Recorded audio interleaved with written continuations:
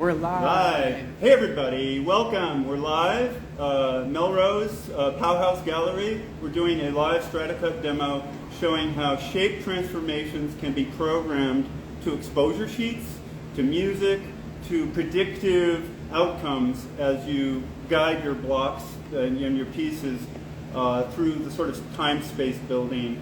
So when you cut them up, they actually hit on the beat or where you want them to musically. I'm David Daniels.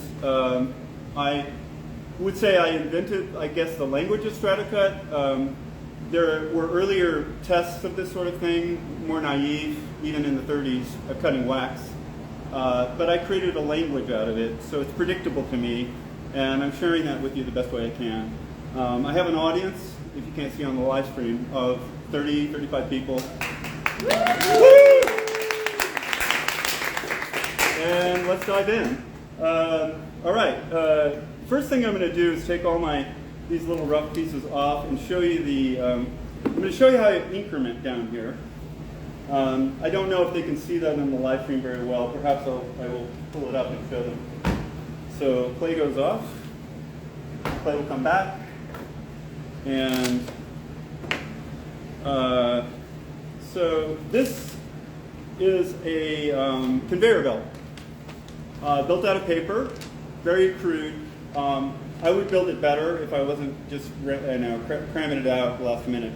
It has increments on the side. These are inches and half inches, and I have a corresponding thing on the guides. I have two guide rails. When you actually cut it up, you find you either use a plumb bob, which is simply like a little nail that's dropping from the ceiling to tell you where the top of the slice is, and you can cut it up based off of that. Today I'm going to do it by eye and by the guideposts on the side. So what am I planning to do today? Already you can see I've drawn a few things that are predicting where I want this to go in time. This is going to be an eyeball growing very large. The reason for that is I want to say that there's some fundamental principles of StrataCut. I'll repeat, some of this is repeated, some of you first-timers may not know that, but the simple understanding is that if, let's say that is the camera, no, let's say the camera is the camera we're really going to shoot with. If I put a piece of StrataCut this direction, this has no animation in it. Because as I'm cutting it, it's going nowhere. Everybody sees that, right? It's just a line. But if I move it ever so slightly, just like that, I put it on a 30-degree angle, this is a line moving sideways slowly. If I go 45, it's getting even faster, and on until this is what? Anybody? Flash frame.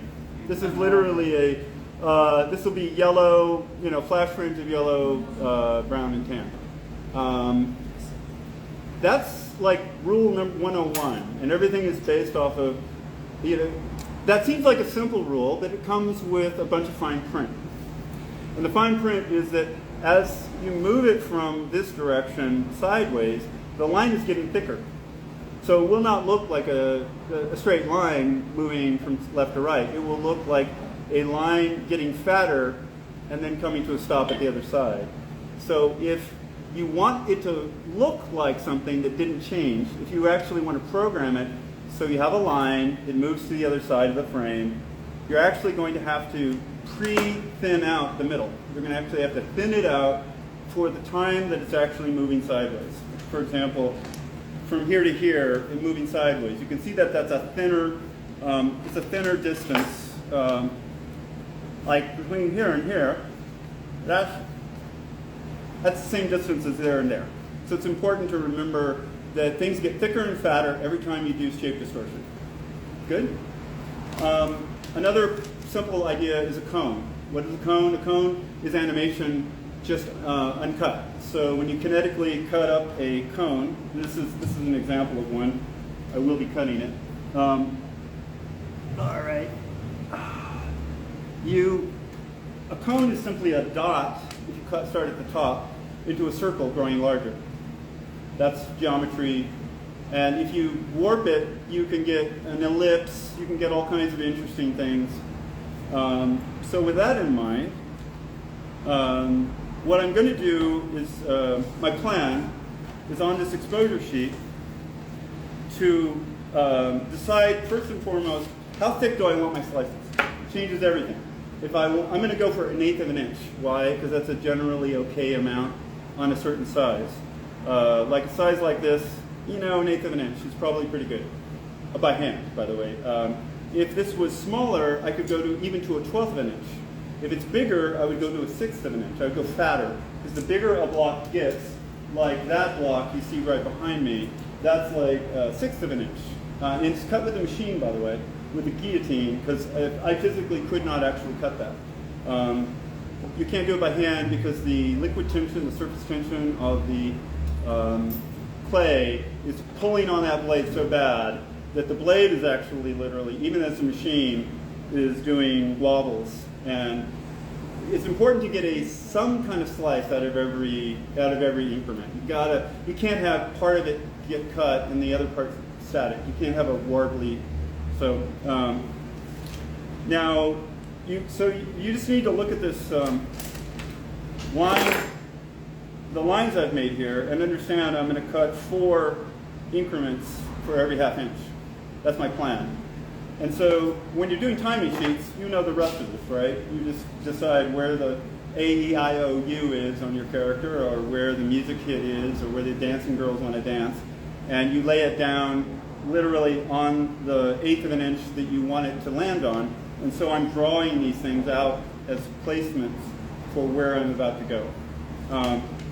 Now, this is going to be an eye growing bigger. This is going to be a box. I'm just going to try to do contrary things, just so you can see examples. And in the middle here, I'm going to do a kind of an explosion.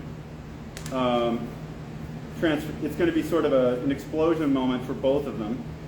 And then I want them to cross each other, but not lose the shape that they are. Meaning I want it to stay a circle going this way and a box going this way. Then I'm going to have another sort of explosion moment, not as big as this. And I'm going to go to a twisting head like this. That's 2 eyes. They twist off, and this becomes the ear, and then the head, the back of the head, and then it comes back the other side, and you're going to see an eyeball here and an eyeball there. And that's going to be a whole chunk. I just realized something. Yeah, I could do it this way. I'll do it this way. I left out one other piece.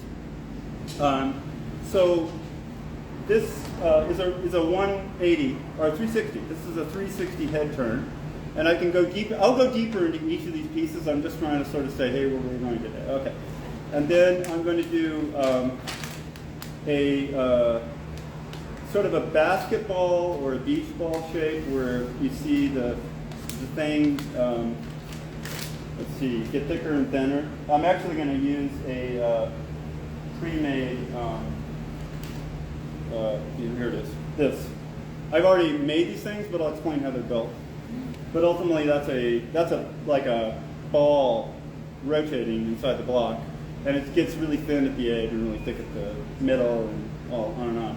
So that'll be going here, along with a box on the other side that's also twisting.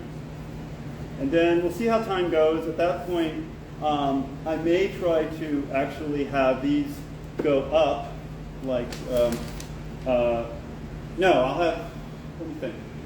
Yes, I'm going to have them go up off screen and bring a nose through and maybe a mouth. Maybe I'll end on a mouth, and we'll call that a day. So we'll see how far we get. Okay? Yeah. Now, does anybody not understand the planning, at least the objective and the layout? I'm pretty clear about where we're headed? Okay. And how you correspond that to the simple idea of 1/8 of an inch on your sheet. I'm going to build all of this sort of here because it's close to where I'm sitting. And then after it's built, we're going to move it forward to the edge and then start to shoot it in single frame, dragon frame. And so you'll see it building on the screen, and that'll be the demo. All right. Eyeball. it came with me, so I'm going to use it. These are pieces that I did not, I'm throwing together things that I brought with me that seem like they could help. One thing people always want to know about an eyeball is how do you do the iris? So I'm going to detour into that little micro tutorial right now. So how do you do an eyeball with an iris? And one of the primary concepts is pigs in a blanket, also known as hot dogs, and also known as burrito wraps, any kind of food analogy you want to make. So this would be the line of, this is like the highlight of the ball, like this is of the pupil, I should say. It goes into the pigs in a blanket moment. It gets wrapped with black. And then if I want to be Vermeer or Rembrandt or someone less, more snazzy, I'm going to put a little crescent. I'm going to add a little bit more of an interesting highlight to it. So this is going to be a little crescent around that little pupil. I'm going to go ahead and throw a little more black around it. This is, by the way, very large. I'm going to extrude it by rolling it out in a moment.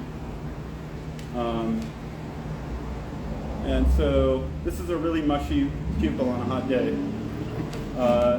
Rolling clay, rolling it well is a really important skill if you ever want to do this. You have to learn how your fingertips feel as you try to get it straight. Because when you try this, it's going to be really lumpy for most people because they don't know where to put the pressure points, but that's ultimately, I don't know. Can everybody see this well enough? Okay, good. So the other piece, magic piece of an eye is the, what do you call it, the iris, the outside part around the pupil.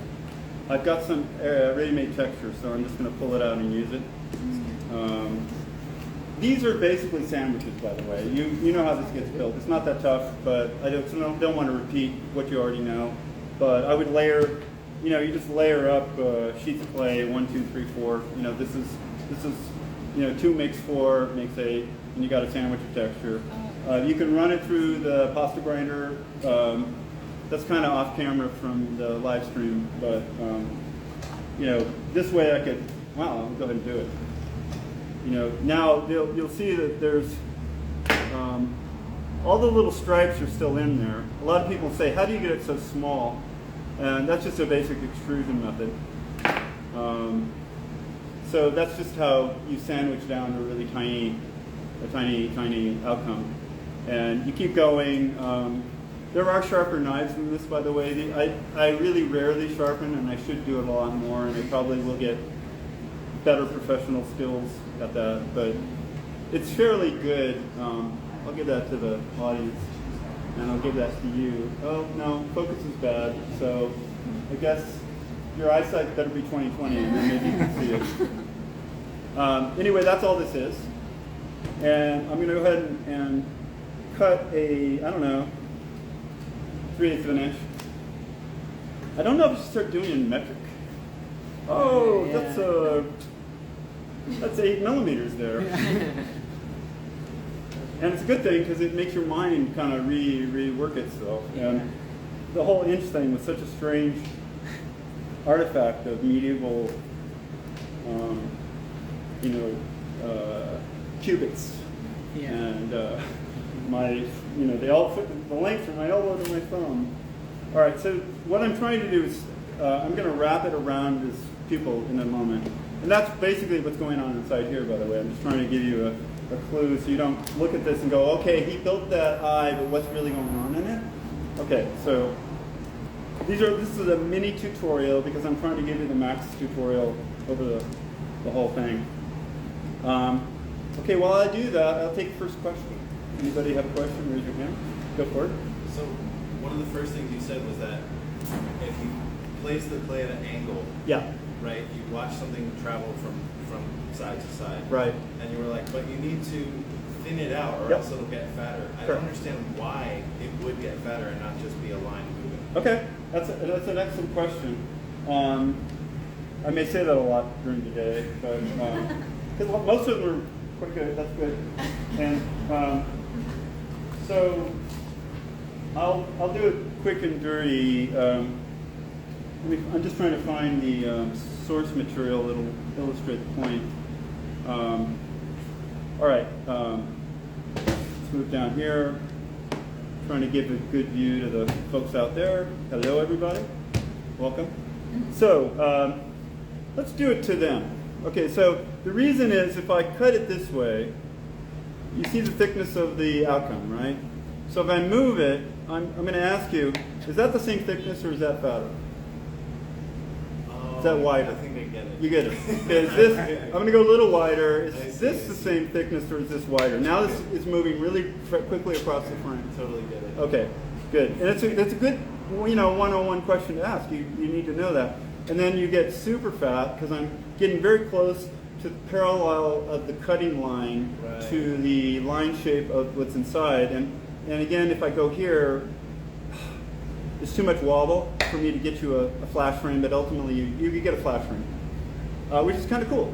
But all of these things are useful. If you left it at the same angle the whole time, yeah, and you didn't keep twisting it, yeah, it would just stay. It would stay the consistent thickness all the way through. Yeah, if you're not right, when time shape changing is what this is all about. Shape distortion is our friend. We don't want consistency because that is mia fiori, a 4,000-year-old pottery technique invented in Egypt, where you extrude in straight lines, and that's been done in caning now, or Fimo beads, or in glass beads. There's a lot of that out there, and it's all very good. I'm interested in everything that's not that. Everything that's a distortion is that's where the juice is.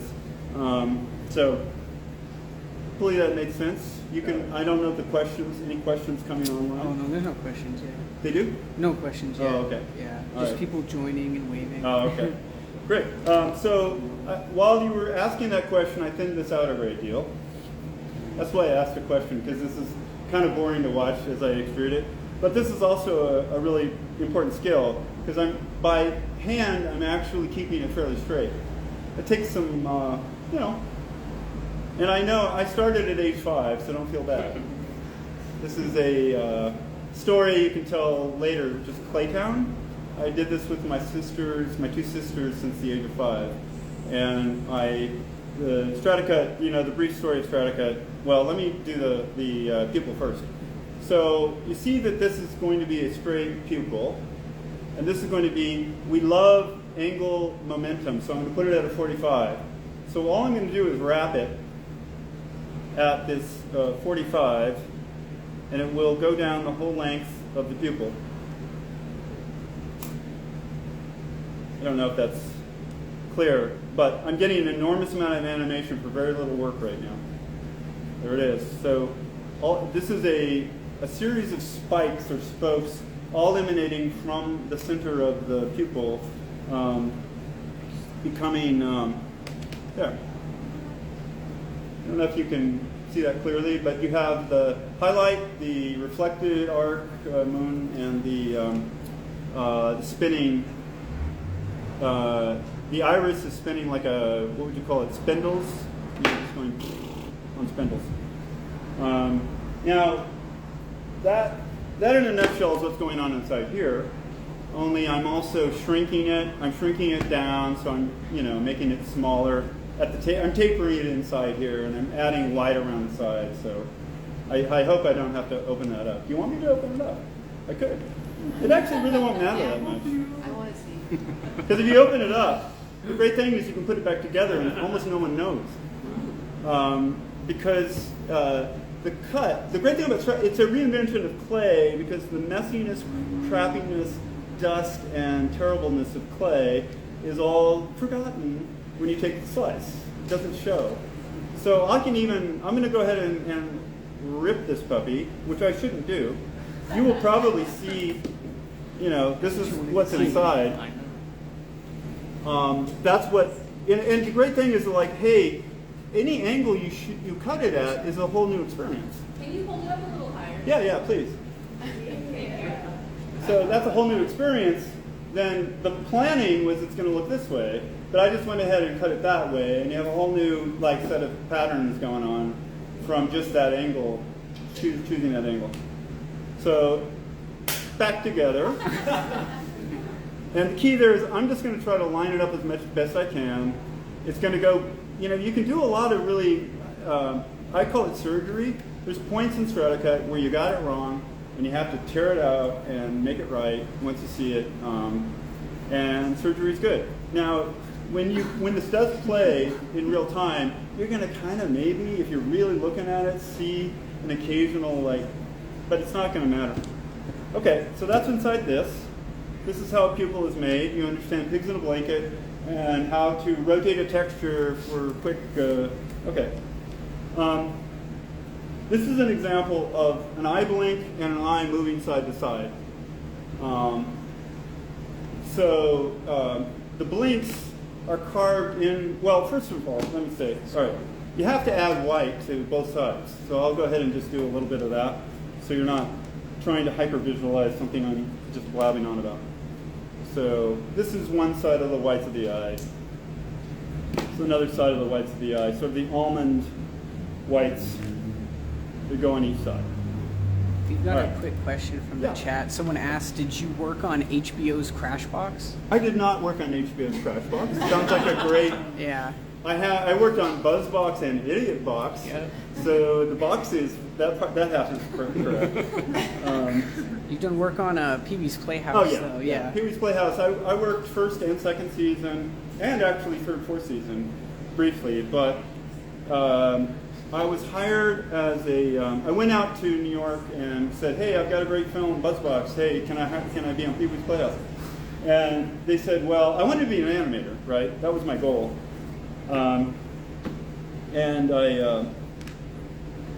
They had already hired everybody, but when they saw BuzzBox, they said, "Oh my God, but you can run a camera."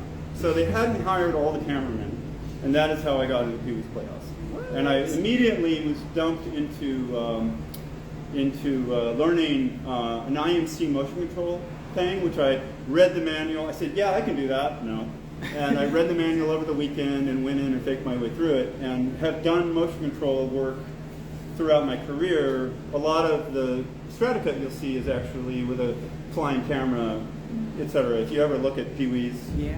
or so I ended up animating after shooting as a cameraman, animating 3 episodes of Penny, which you wouldn't think, because the Aardmans had done the most of them. They established the look, and then they left it to the I guess to the Yankee on this side of the water to finish the 3 they hadn't, and I animated much of the opening. So if you see the beaver eating the tree, I made the beaver. I made the bunny rabbits going up the hill and animated them. I mean, these are all details if you watch Pee-wee's Playhouse.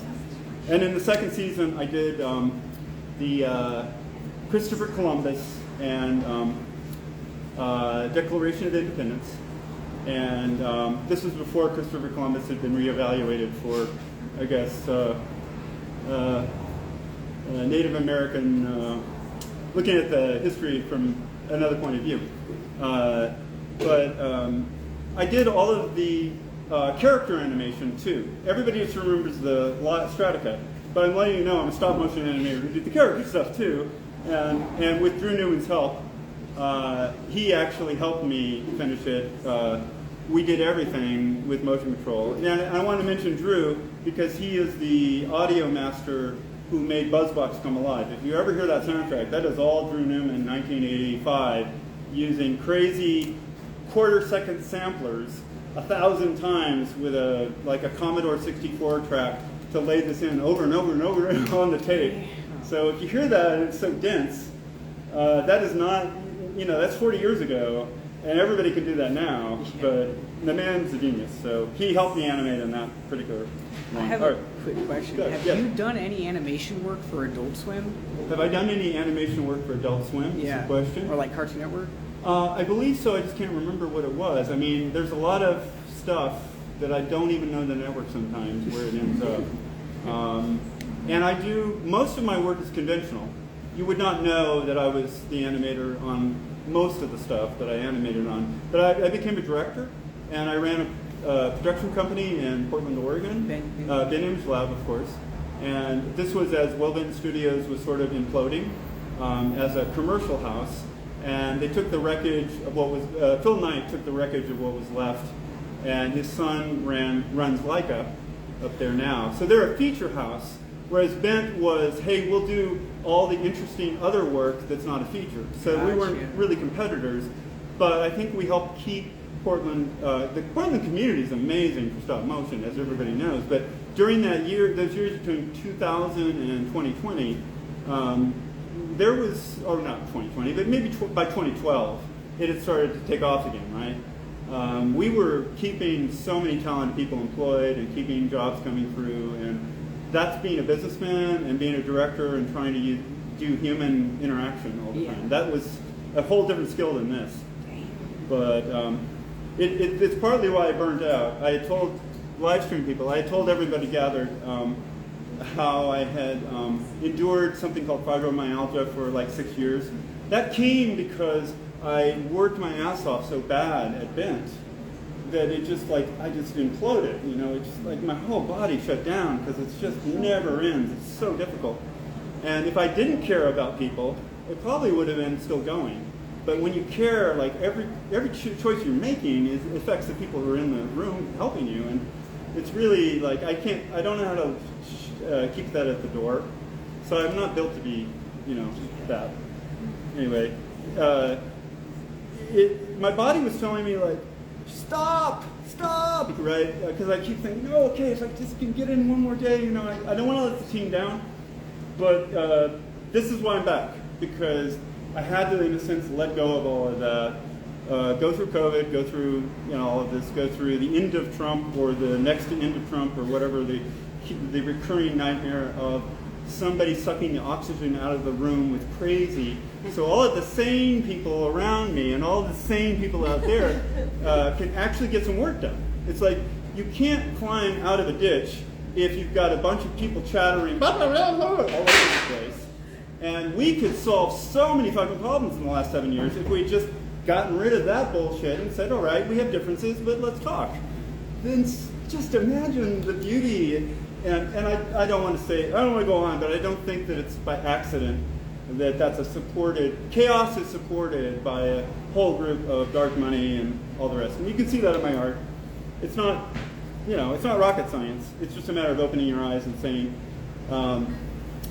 there's a reason. The chaos, it seems like, why is this happening? The gaslighting is actually really designed to discourage us. And again, I'm going off here, but I believe the greatest good that StrataCut can do is to say to everybody, imagination, people, imagination, people, because so much technology now exists where we could actually pull it together for and I don't mean, you know, communal community, but for humanity, we have so much more in common than we have differences. We all know this.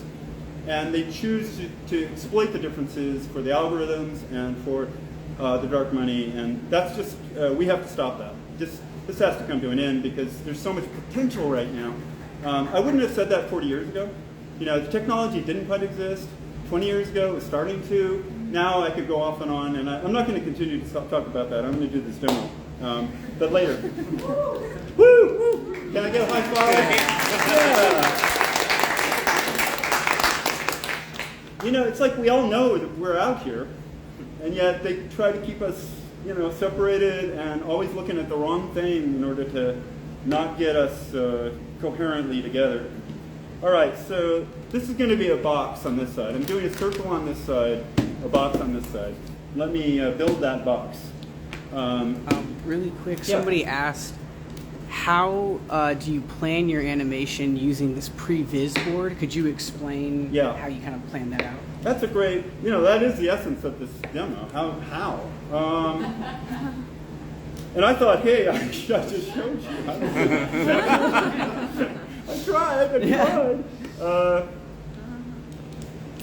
I have to say right now, because it's a demo, I come in, I rethink it every couple of hours. Okay, I want to do blah, blah, blah. And then I think, okay, I brought this down from Portland to LA, so I only have a certain amount of kinds of clay. I don't have everything. And then I think, okay, what can I do with the kinds of clay I have? And what I wanted to do was show you the crisscross, because a lot of people don't understand, whoa, it's crisscrossing. How do you do that? So I'm kind of using pieces and parts that exist. And so I'm planning this I don't have a music track. I don't have a click track. I don't have a voice track. So I'm trying to explain the principles on which I would. If I were, doing Big Time, for example, where the ladies, the background singers, the three background singers are all foot stamping on the beat, that is an example of this. I couldn't change Peter Gabriel's music. I had to fit it. So I had to click track it and be very disciplined to say, okay, the cut goes here, the cut goes there, and then the foot stomp is going to be exactly on 1 inch and 3/8 distance, right? You have to start thinking in distance. And that would drive me to a very particular thing. When I'm driving this, it's more as a general putting together parts and pieces to show you how motion flow could go. And in your mind, you could think, okay, if I had the music, I would be putting it on, look, this is going to happen at 6 inches. At the end, I should take this off so you can see it. But, it's a flexible conveyor belt. This is happening at 6 inches. This is happening roughly at 8 inches. The crisscross is from 8 inches to 11 inches. And just do the math on your cuts. If you have an 1/8 of an inch cut, that's your frame. There's a bigger question, what's going on in your imagination when you conceive of that, which is a big, long, it's hard to verbalize that really well. But I want to keep going with the demo unless there's a impossibly good question out there. No, you're good. All right. Go. I have a question. What frame rate would you usually do for, I guess, just any random video? Right, any random video. BuzzBox is at 36 frames a second. Let's start there. Why 36 frames a second? Why? Why would you do that? Although Freaked is 24 frames a second. Yeah. Because it had to abide by a conventional set of rules. BuzzBox was in essence, did a video finish, not a film finish per se. And I can tell you why 36. But it can be any frame rate you want. I believe sometimes the faster the better, the more fluid, but sometimes you can slow it down. I would tell you, look at the acid trip, for example. A lot of people know from fish fry, from that, fish fry, acid trip, that's running, I think, 30 frames a second, if I remember. And what was I going to say about that? Cut with a machine, not by hand, because it's so large. That had to be precisely programmed because there's lip sync in that, and that's the best character animation. And people go, well, the characters are so, and I say, no, look at the character design in Fish Fry, and you realize, okay, those are the characters done in clay. You have to kind of go deeper into Gary and Mike, right? I think that's the characters. So I'm going to build this while I talk about 36. All right. 36 frames. I'm going to build a box here, by the way, and I'm just going to show you how to build a bunch of stripes on top of it to make it animate. I'm just going to sort of build pyramid after pyramid now, one on top of the other. Give me some white. Where did my white go? It's hiding, as usual. Okay. BuzzBox was my first, from 1982-ish to 84, roughly. I had never really I did a lot of what improvisation under the camera was trying to cut. A lot of that stuff is, it's many techniques are going on in there, different kinds. But let's say, TL, too long, did not read. I edited it on rewinds. I don't know if anybody goes far back. There's a way on rewinds where you can look at your film running on a little Moviscope or Moviola or whatever that little device is. So I'm sitting there going with BuzzBox saying, well, is it at 24? That seems a little slow. Oh, I could do 48. Okay, I'll run it at 48. And I did it by hand. And I said, no, it's a little too fast. And so the overall, there was for lack of a better cliche, you call it a gestalt going on, where the the moment where it really reads and feels good. And as you know, I'm doing chaos and coherence all the time. Like how weird is this? Yet I understand what the image is. How weird is it? How, what the texture is crazy, but the outline actually works. And 36 was the average that all this footage seemed to function at. It was a little wrong for some of it, both high and low. But then I edited the hell out of it, of course, and tried to make a maximalist. It's a dare. Drew and I made a dare, and he did the soundtrack again, and that was how overloaded can we make it and not have people walk out? That is the game the artist played, where you say, all right, they're going to be seduced by this stuff, and then I'm going to abuse them, and then I'm going to seduce them, and I'm going to abuse them, and I'm going to pull them in, and then I'm going to go bum back, and do. There's a lot of strong flickering, and I used to run a light around. I don't have a light, but if this beer can is an object, and you have a light, I would run a light on the edge of it maybe every 6 frames in a circle, aiming at it, and so it enhanced the sculpturality. Your sense of, oh, this is a sculptural object because this thing is going around and around, and it's a way to get sort of 3D without 3D. It also creates a kind of like, oh, I can't look away because it's sort of hypnotic. But the content was also seduction and abuse. I mean, the whole point of it is, I would call it disinfotainment. The fact when you put sexy things against violent things, you put advertisements against warfare. You put, the news in modern, in 1983 and also in 2022. It's a chop, chop, chop thing. And so I don't know how anybody makes sense of the world when one moment they're getting, like, go to this spa and I'll look at these lovely people, and then you're going to Ukraine and people are being blown up, and just horrifying. And if it leads, it bleeds, and then they'll show you a commercial that's all, So that was BuzzBox's point, is that we live in a world of disinfotainment, and it's very difficult beyond that to make a coherent understanding. I would vote that we have clean information. This is a crusade of mine. If we had clean information as like a number one priority in the country, oh yeah, we could actually function as a democracy really well. You would say, hey, I would trust that all of the people could make a pretty good decision, better than the sort of pyramid of higher-ups right now could make on our behalf. If everybody had clean information and everybody could actually participate, knowing, hey, I know that's bullshit, I know that's real, and I'm not saying there's a pope or a dictator of information out there. I'm just saying if we could make that a common objective, then we could kind of like edge a little bit of the Fox bullshit out, or Rupert world out. We could edge sites that specifically are designed to get your panties in a twist and make you angry at something because it's not real information. And again, we're never going to perfectly agree. I'm not advocating that. I'm not Pollyanna, but I know that as long as that doesn't exist, we're always like talking from different books. We're not reading from the same fucking book. So BuzzBox was that point, and it's funny how 40 years later we're at the same point. And the beginning really was, and I, some disrespect to Ronald Reagan. He was the beginning of the 9 worst words in the English language is, I'm from the government and I'm here to help, right? The truth is, it's our government. I don't like it, but if I don't like it, it's my fucking job as a conservative. If I'm conservative and it's all about, hey, personal responsibility, everybody, then get your fucking personal responsibility and make the fucking thing better. Make it more efficient.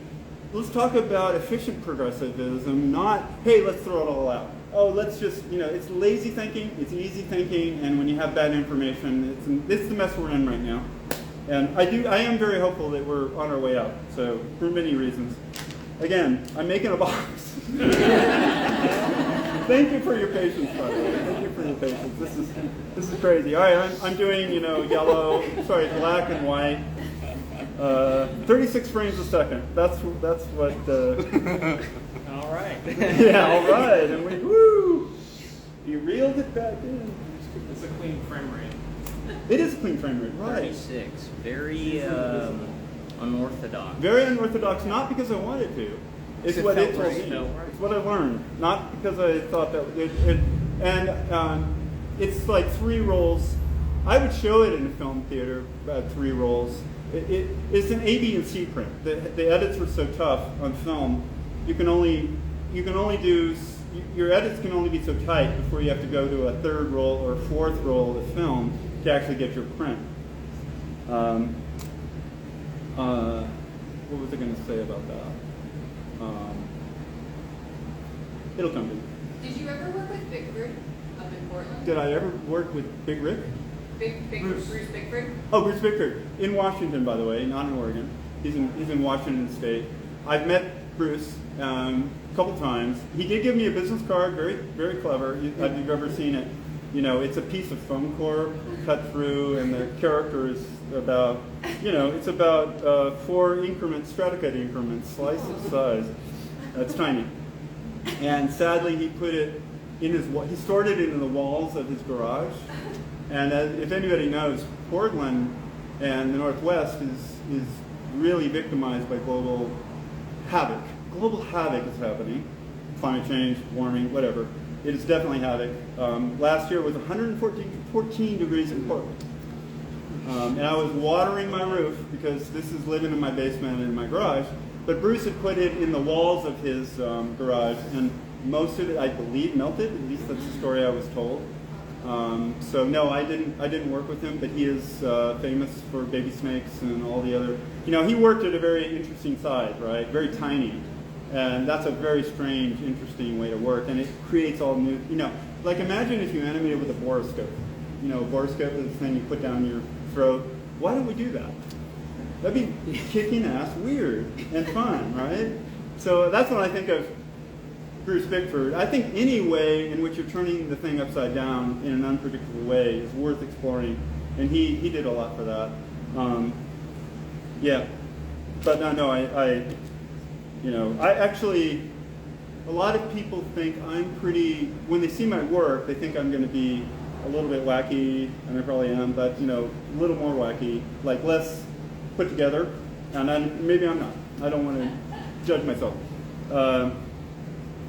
But the attempt to show craziness through my medium, or at least exciting, psychomorphic, interesting stuff, doesn't have to come from a person doing drugs all the time. It doesn't have to be coming from a non-normal existence. And hopefully that's also what I'm proving in some way. Bruce seemed to be, I guess, more on the spectrum, if I were to put it. And people are brilliant that way sometimes, and he was. It's great. So I'm not sure his condition. I know he was having health problems 5 years ago. Oh, he passed away. So how recently? 4 years ago? Yeah, 4 years ago. 3 years ago? I thought that had happened, but I felt bad saying it and being wrong, so I'm glad you said it, because I had remembered. But there's been a lot of friends, and my next door neighbor passed away in his sleep at 53 like 5 weeks ago. Staggering. And my brother-in-law passed away at 56 with a massive heart attack. And this is somewhat COVID related because the stress, the indirect stress, it isn't necessarily. My brother-in-law was a great innovator, digital media salesman, as well as understood how to make creative decision making within that space. And COVID shut down his ability to do one-to-one. Sales on one-to-one are so much more effective. And I think the pressure just got to him day by day. So here we are all, and only 3 of us have a mask, I think. It's not, no, I'm not mask shaming. I know that I'm taking a risk when I do it, and I know POW ventilates really well. It's got very tall ceilings, and Yeah, cross my fingers I get out of here in one piece. But I know that it's also very low in LA right now, so you're kind of playing probability, but the little guy's going to morph again. He's going to mutate. That little guy is going to, I'm back!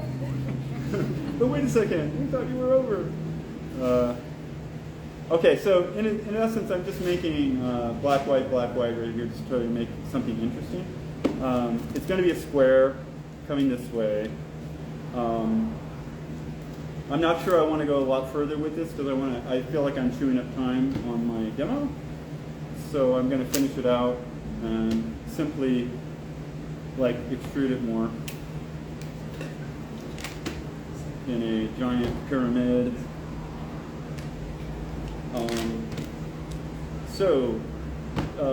How many people know the story of Claytown? Raise your hand. No? What? Claytown. Claytown.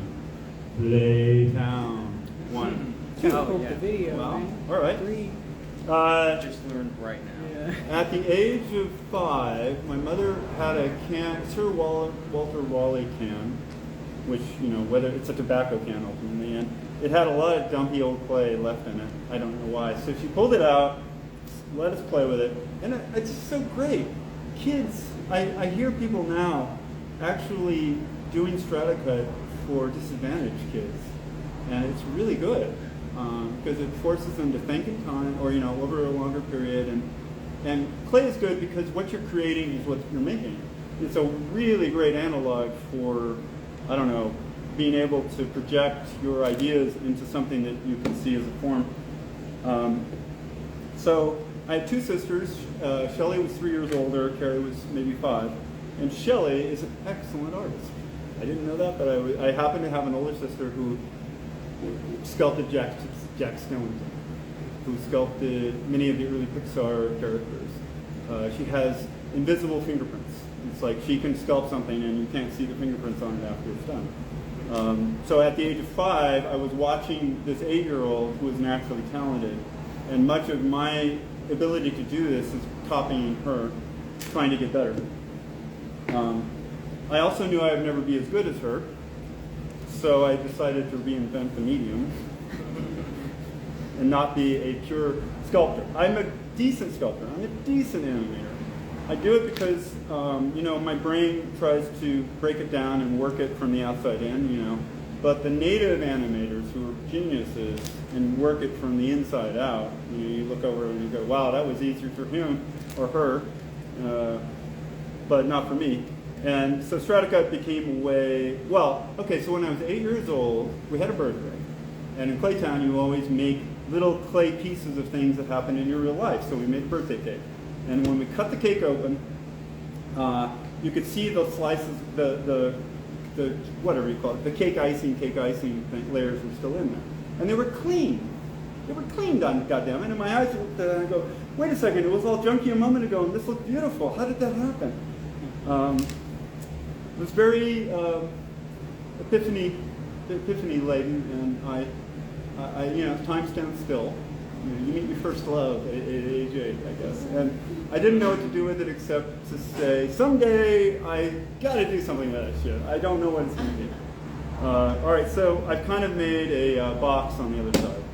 Not a very good box, but at least when we cut it up, you'll see both sides. And then I'm going to use this.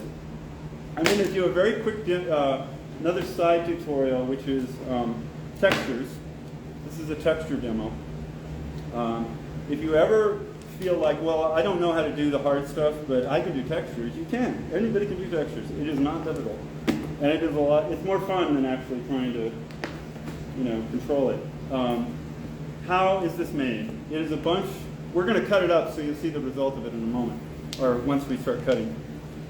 It's a bunch of, textures that are on a semicircle. This is just the base or the kind of bottom nut on which the textures are going to go. I'm going to move these out of the way because we're going to keep working. They're going here. All right, the base, and you simply put a gentle arc of any kind of color loop I think it's best to have multiple, like pigs in a blanket or something that's actually wrapping around, because the more interesting information, the better. And this goes like that. And so you can see all I'm trying to make is a mound. Just a gentle mound. And the reason is that gentle is exciting, because when it's cut, it's at that, it's not a flash frame, it's at the most exciting animation angle, because it's almost flat, but not. And then you go the other direction and do the same thing. And you see I'm just making a mound. And that's how this is made. I'm just doing this little side demo, so when I throw that in, you don't feel like, oh, what happened there? Okay. And you can keep going this way as much as you want on a 45. I think this stuff is just gorgeous. It's one of my favorite textures. It takes no time. If I were doing it right, I would add a little, I would go back and add a little bit of color. Because when you add this sort of like color layer, simple, it goes into the cracks really nicely and sort of accentuates the separation of the shapes. And I'm doing that here, you can see, with some orange. Same thing. All right, I'm going to do it at 45s. Now, I'm not going to finish it well, and I want to move on because there's a lot to talk about and show. But suffice it to say, I'm going to go ahead and cut it quickly and show you that this is the same thing as that. It's a series of star shapes that are rotating around inside there. And they do a pretty fun, amazing little animation inside. So I would go home, like if you really wanted to say, hey, I'm going to do something amazing and I don't know a thing about it, this is what I would do. And you will love what comes out of this. So my goal now is I'm going to just cut this in half and use it on both sides of one is the eye and one is the box. Oh, wow. No, so the thing again is you can cut it from any side and it's beautiful. It's just different beautiful. That's not the angle it's going to be animated at, but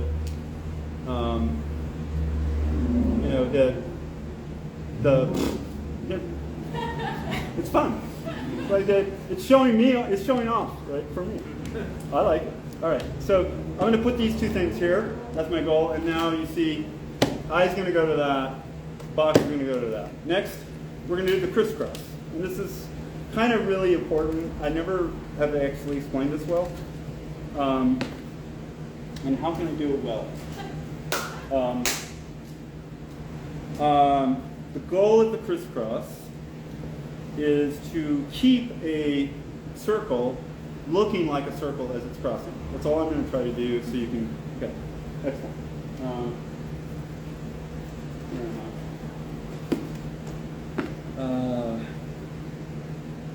Here. Oh, I'll use this, because, hey, I started with that. So, having built this, my goal now is to make it into an oval. I'm taking a circle and I'm just extruding it into an oval, because the oval is the pre-distortion needed on a slanting geometry to make it look like the proper circle coming back out. So it's going to be like that. It looks like that in the front, but by the time I put it here and cut it, that should be like a circle going around. And I'll use a lot of, thankfully the white is very soft. You want your clay to be a certain temperature, because if it's too soft, not good, and it it's not good for even survival. Also, malleable, but when it's too hard, it's like really bad. So like this stuff just got really hard, partially because I added some Michael's clay called Smart Sculpt. Stupid Sculpt. Got it. Sorry, Michaels. You can do better. Van Aken is always reliable. There are other clays for other clay animation purposes. I know people who who do clay animation have some softer clays because they're doing strips and squash. But right now, this is pretty soft. I don't know. I can pass it around and you can see how soft that is. It ain't. And then this is that's how hard that is. So imagine jumping. I'm jumping around between different. You don't know it, but there's different difficulties in the consistency of what I'm doing.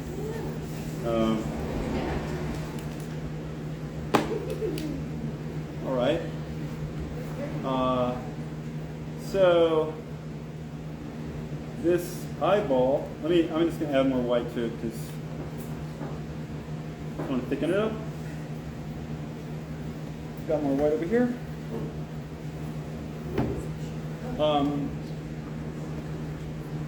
I went to school at San Francisco State for live action, UCSD for communications, and I didn't do Stratacut. I did traditional filmmaking and stop motion animation. And after that, though, I remembered. So that's sort of the circle I'm talking about, cut at an angle. It's not perfect, but it's an idea. Pre-warping to plug it in, go in there. So this is coming this way. And then I'm going to quickly make a box. Same set of problems. What will I do? What color will I use? I'll make it beigey. Going this way.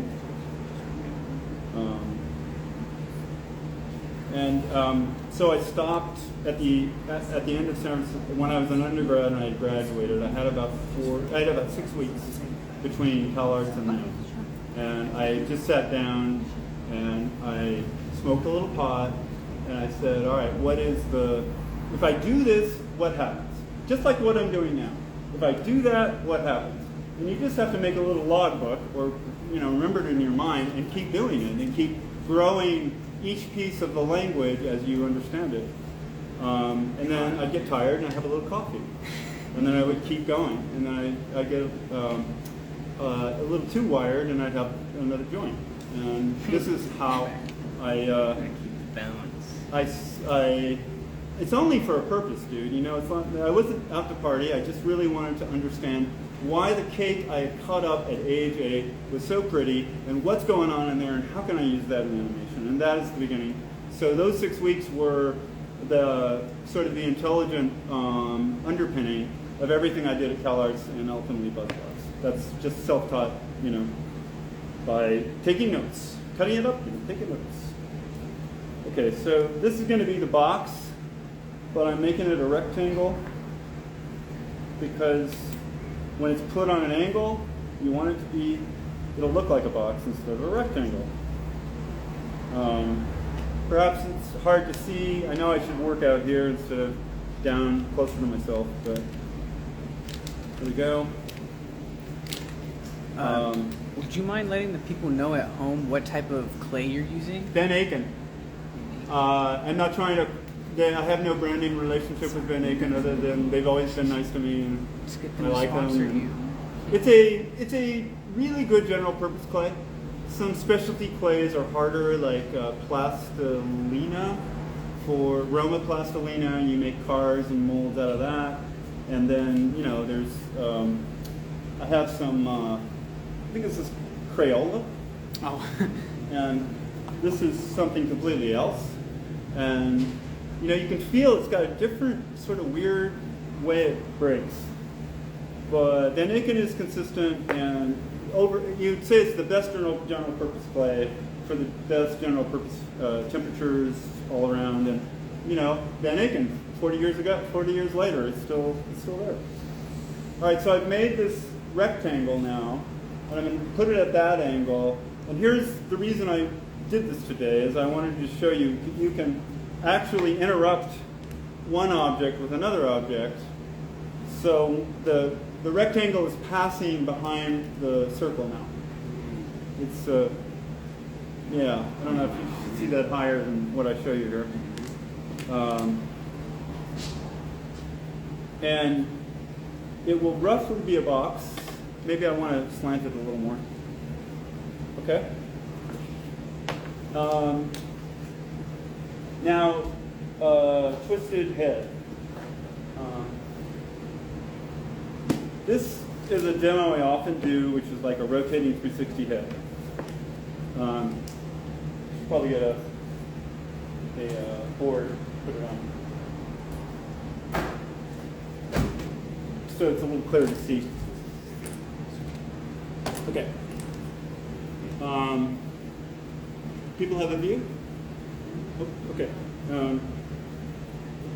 So, where's the back of the head, does anybody think? The middle. In the middle. Good. Excellent. So, what's going on right there is that this is an ear on the back side, and this is an ear from the other side. This is just generally, let's call it brown hair without any information. But this is the nose. And the nose, no, that's not the nose. This is the ear, and then this is a bit of hair, like, you know, I got a little bit of a sideburn or something. And then that's the cheek, and then this is the eye. And the eye is, where are my eyes? My eye material. You know, it's, excuse me, it's just like that, only smaller. And I don't do any blinking in here. This would be an eye that blinks. You saw how I built the eye for this. When you do a blink, you basically carve out, this is better. You carve down into the eye and you add back eyelash and flesh to be the top part of the eye. And if I were properly doing this, I would carve out the bottom to complete the blink. So never be afraid to actually carve back if you have a purpose. And so in theory, the two of these are going to meet if I were to put, let me see if I have some, this, you understand now, is simply the textures we were talking about at the beginning. I made that little texture demo, it was very thin. Well, that's all this is, put it at an angle. And when I cut it up thin, let me try to cut it up here. When I cut it up thin, this is eyelash material, but it's animating eyelash material. So it gives crazy kinetics to the character, and I would be putting this eyelash, I don't like full eyelashes, I like kind of putting them on the corner. Yeah, like a full eyelash is, it's fine, it's primitive, but I like not to go, like, mascara kind of goes on the edge of the, like on the top and on the outer edge. It doesn't really go on the bottom all the way. So, and I could add a little mascara black line here too. I'm just showing you the bottom side of a blink. And I would put it even more to the edge. Okay, a little bit of mascara. Add a little more of the beige back in. Van Eyck used to call this flesh. I don't know if they're calling it Caucasian, and I don't know, you know, if they're, because there's a lot of colors of flesh that is not this. If it's PC yet, properly PC, but let's call it beige. So hopefully you can see now there's an eye blink that's been programmed into it. From the bottom, in order to do it, I had to carve it out, put this lash texture in, put the mascara in, and then add the flesh or beige back for the blink. And they meet in the middle.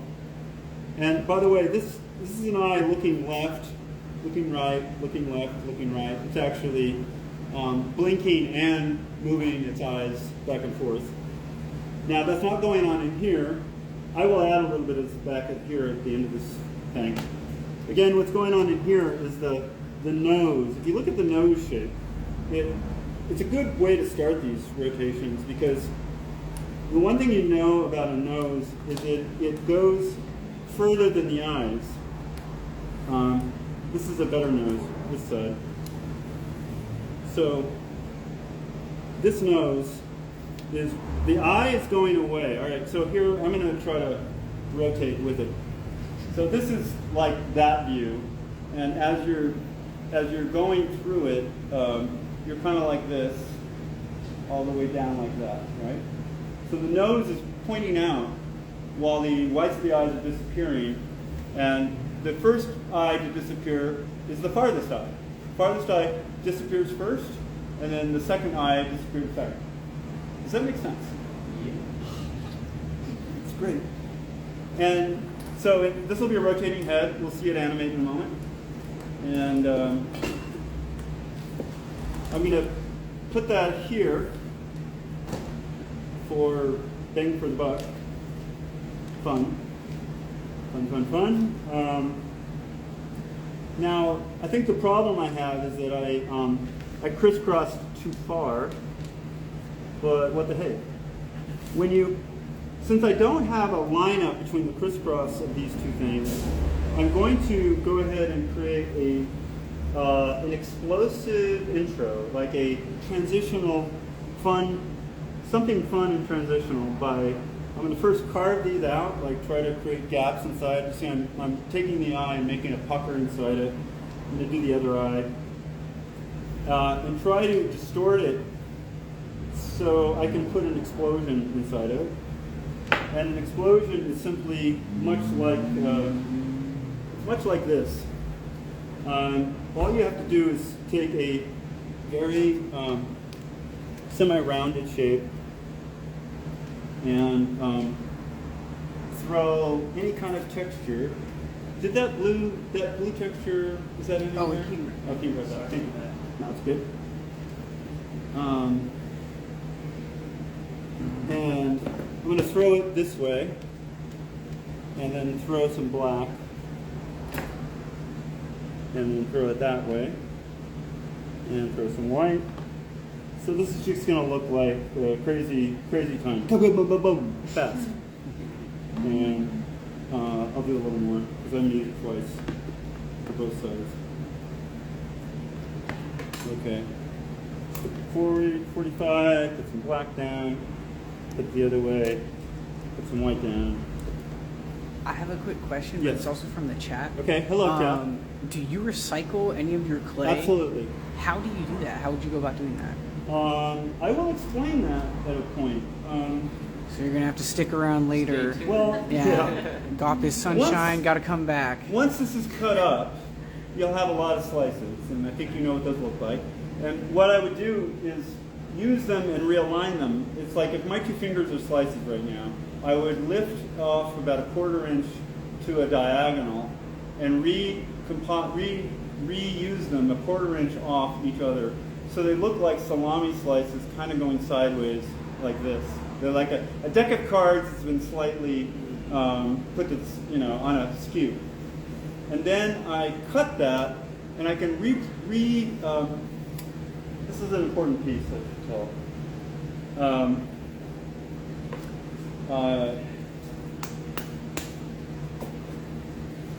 All right, we're going to imagine that's the slices that I'm reprogramming, right? This is a texture block, and the amazing thing about a texture block, I'm doing a side demo. Pause. Is that I really want to do it at an interesting angle, not just lines this way or lines this way. So I often cut everything at this crazy 45, and then I match it back to the other side. Now I'm not done. I will take this and do the same kind of diagonal cut through it and match it back this way. Is that right? Yeah, that's right. There it is. So you can see it's got, it's getting there. It's not done. And then lastly, I would cut. I'm going to try to straighten it up now. So I'm trying to reblock it, so it's a useful texture to me. It's not sort of wild and weird to use. This is a really key. I think I've done some tutorials on this to explain it. You can see how it's actually coming back to a block shape after all of this work. Let me see. One last thing. I have to get this. Now I want this to be on this side. That's it. So that's blocking it. Okay, so now we have a rectangle. That I didn't go anywhere. So that sucks. That's funny. I blew that. All right. Now I'm going to get a rectangle in a different one. So you were just cutting it in half at a 45-degree angle? Is that what Yeah, you're it's saying? at 45-degree angles. Usually if you do that 3 times and you know the right way to do it, you can create a box and it's got beautiful animation that isn't just lines going one direction. Usually. For some reason, the heat is playing with me. Let me see how to make it. But you have to imagine I'm repurposing other slices. Like I could take everything I sliced, slam it back together like this, and then put it through this process and get a block back out and start to animate that block. And it is quite a cool result. All right. I want to, you've got to do it this way. There we go. So that's where the beauty starts. So you see I got it halfway there. And then I'm going to do this way. And this side will line up with that side. How does that work? How does that work? So this is a whole new texture block. And you could imagine that if you had pre-animated something, you would have a whole new information of that thing running through this, like faces, but it would look like it's on a scan that's gone wrong. You know, it would look like it's on a TV set that's going to. So that was a detour to show that reboxing, that's the best term for it, you know, you go 3 different diagonals on it, rebox it, and you get an entirely new, and I find this, I used it in BuzzBox. There's several shots where I just remanufactured it, set it off by a quarter, did this boxing idea, and then animated it again, and it looked like the TV had lost its vertical control, but it was still, the image was still working inside. I hope that helps. Good question. Now, I was talking about explosions. That's right. I was building explosions on this. And I showed you how you just hump like little slightly humps, different colors. So that's what it looks like. That's funny from the side.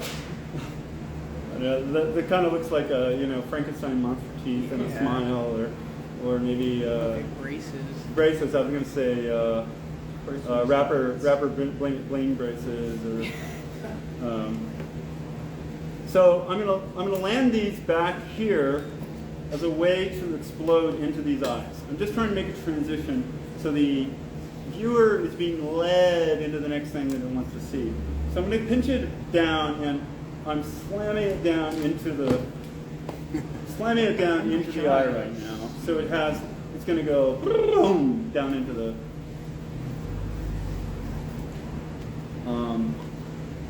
Okay, I could do more to help the transition, but I'm currently just going to ram that thing into the crisscross.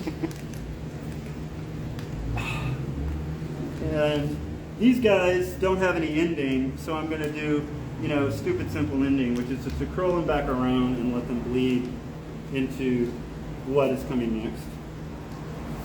All right, I'm going to go ahead and move this down toward you now because I'm getting a little farther away from the live cam, and I want them to see clearly what's going on. So the great thing about a, what do you call that? It's not an escalator. It's a Conveyor belt? Conveyor belt. Yes, conveyor belt. This should be done with popsicle sticks. It can be done. We just lay a bunch of popsicle sticks, or it can be done with thin, like sushi sticks. Chopsticks. Yeah, chopsticks. And you lay them down. I'm doing it on paper for speed today. So what it's going to do is go like this eventually, and then you can just bend it down. Ultimately, you kind of want several of my pieces, like a 1 to 40 in Sesame Street. Have anybody seen that? It was shot with a camera like this, but it was below the horizon, and it was looking up, and there was a sheet of colored paper up here that was the background, and so you would never see the bottom. And this would always just disappear. You would, in theory, what I'd be doing is taking scissors and just cutting this off every frame as I'm chopping it.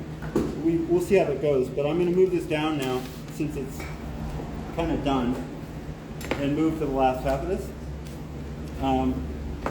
So we have the twisted eyes, the back of the head, and now I'm going to, I know what I wanted to do. I'm going to, so let me explain a spinning ball. Everybody wants to do one, right? Okay, micro tutorial. It's not difficult, but it's fun. It's sort of bizarre. It's a series of cup shapes where you create sort of what do you create? A flying saucer. All right, let's first create a flying saucer, which has a sort of an oval, it'll be an oval flying saucer. And it's a little bit bulging in the middle, and it's all tapering toward the edge. And you have to imagine that I spent the time to make it an actual oval and not a kind of crappy whatever.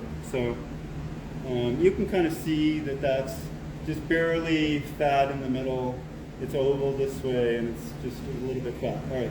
So a ball is simply taking my thumb and pressing into one side. This is really yin and yang. I press into one side, and I do the same thing, and I press into the other.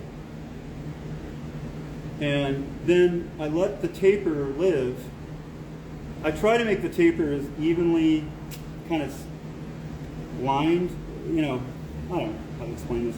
So that's ultimately, I repeat that pattern again and again and again, and that's a ball rotating. It's the same pattern. And this is actually what's living inside this. So you can see from the top that this is the piece that's been, that direction has been added to it from the top view. And I just stack each color up on itself. I'll do one more color to repeat. Make a little UFO spaceship, E.T. phone home. What are you doing up there?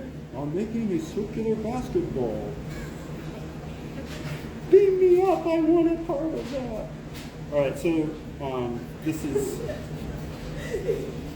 yeah. I'm trying to be normal. Okay, so this is the double cup. If you want to, it's sort of a yin-yang double cup. Same thing, okay? So watch how the two pieces fit together. Oh, they don't fit that this way. They just, they just line up.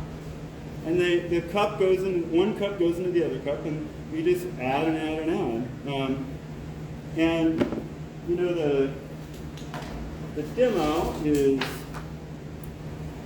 I'm going to try to, I'll be brief, but it's like, this is how it starts. This is what you see. Then you see this. Then you see this. You see this. And then you see that. That's the life of the cuts. They will be revealed inside this or inside these. That's what they're expressing. And in the middle is the key, right? Because it's sort of a football shape in the middle, like almond up and down. So that's going to go here because it's fun. And then I'm going to do a rotating box on the other side. Because again, this is like this is a Frankenstein of Stratoped ideas going together. I want to show you what a rotating box looks like from the outside. So hopefully this helps in the long. And these micro tutorials help you because you can understand how to time small. And this macro thing helps you understand how to time big and how to lay it out big, pre-understanding where the eighths of an inch are going to go. Okay, so the shapes are, you can tell that's a ball. That's a box. It's a very simple box. This is what it's trying to be. Is a perspective rotating box. Two-point perspective, not three. And if you want to see the parts and pieces, this is how they go together. Each block is slightly warping or changing its shape as it dovetails into the, it has to hit the edge of each crease just right.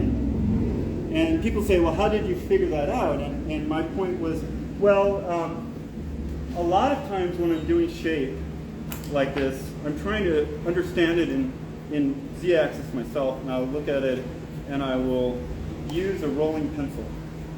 A rolling pencil or a pen helps you say, all right, I want it to go down like that, and I want it to disappear like that, and I want it to go down there, and I want it to go up here.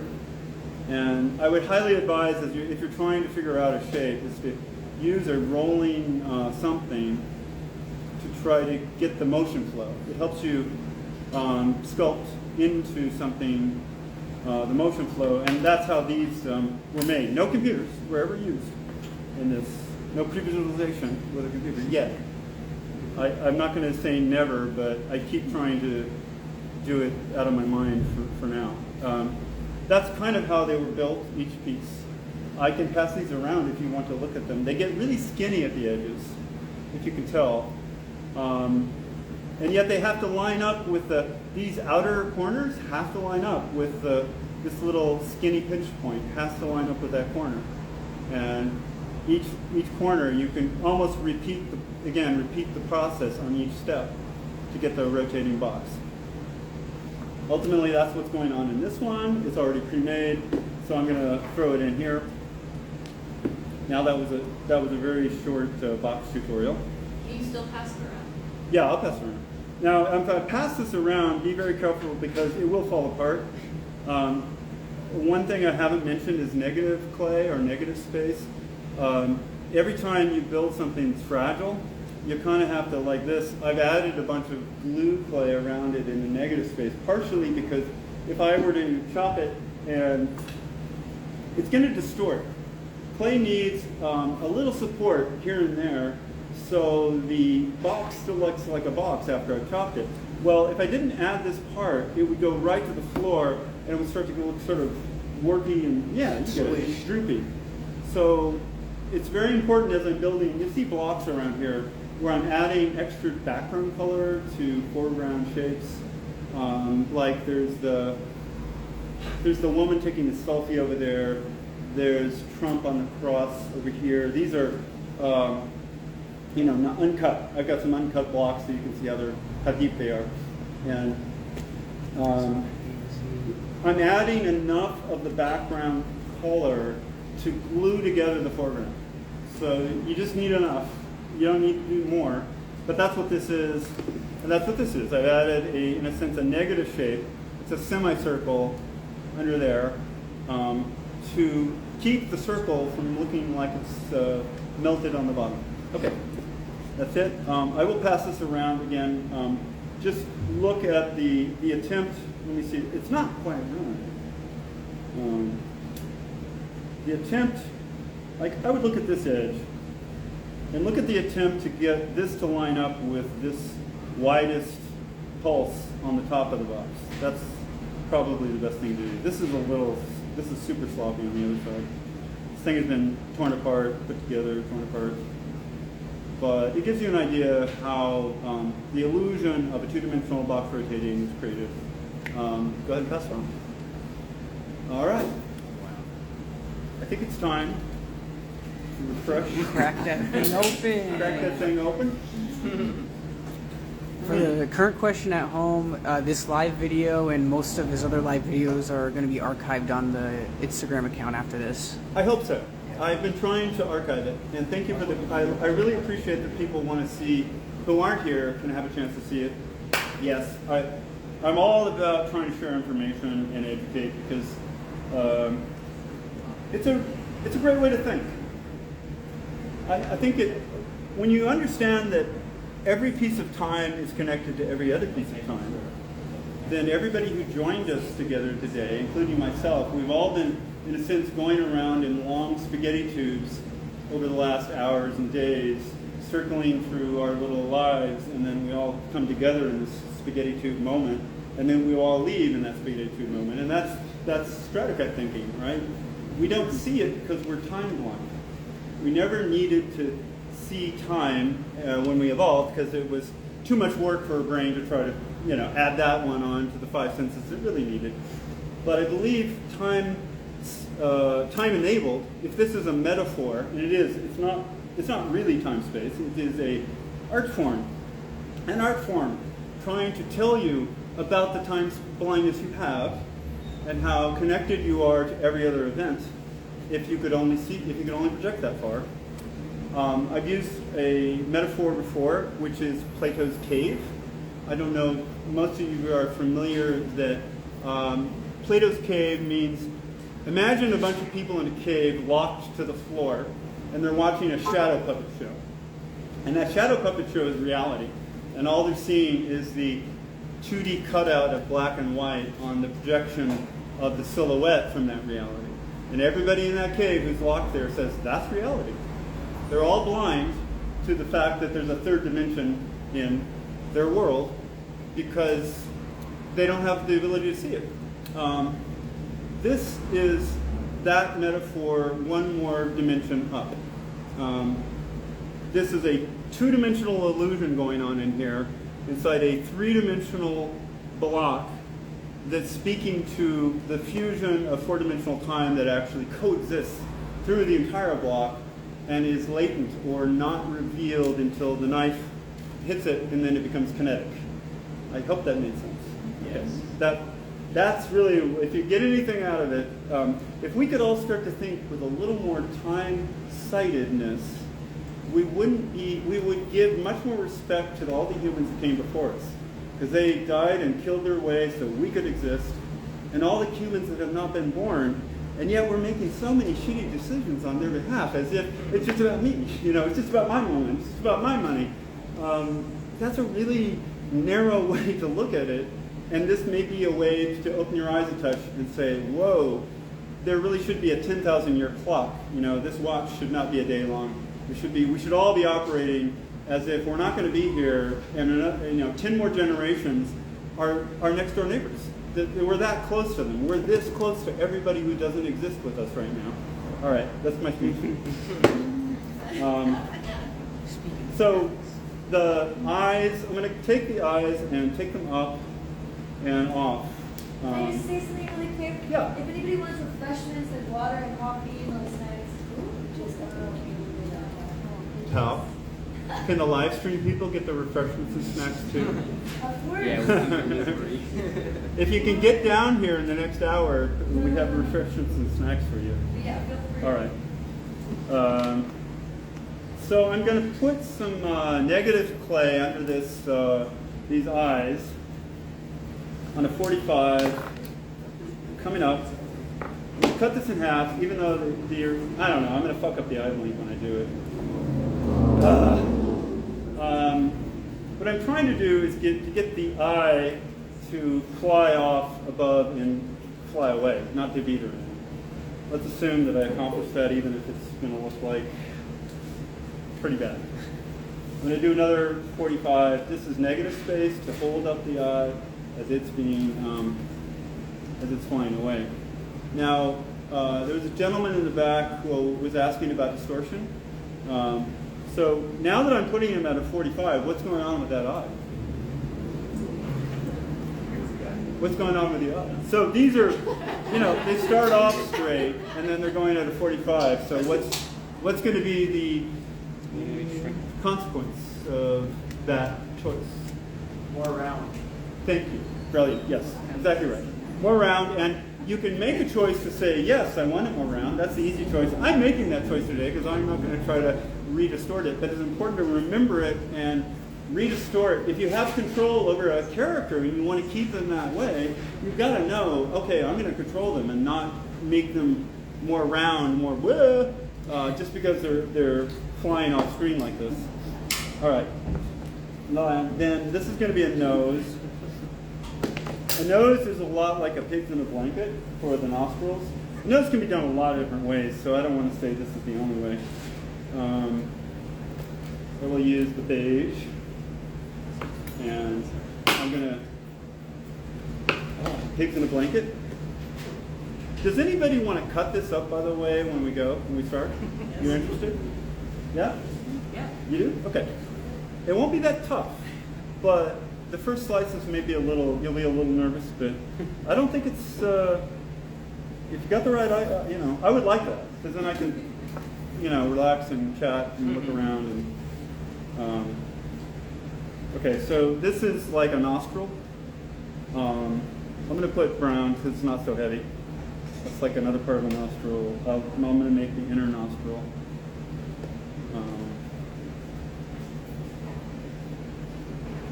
And this is a pigs in a blanket, only it's not white inside a black thing, it's black inside a beige thing. I'm simply closing it down because I'm being really sloppy. I'm putting it inside this other thing, which represents the nostril, sort of the shape of the nostril, or kind of a highlight dark So it's not a dark black, but a brown black. People ask why black so much. When you look at this work, you're going to see a lot of black.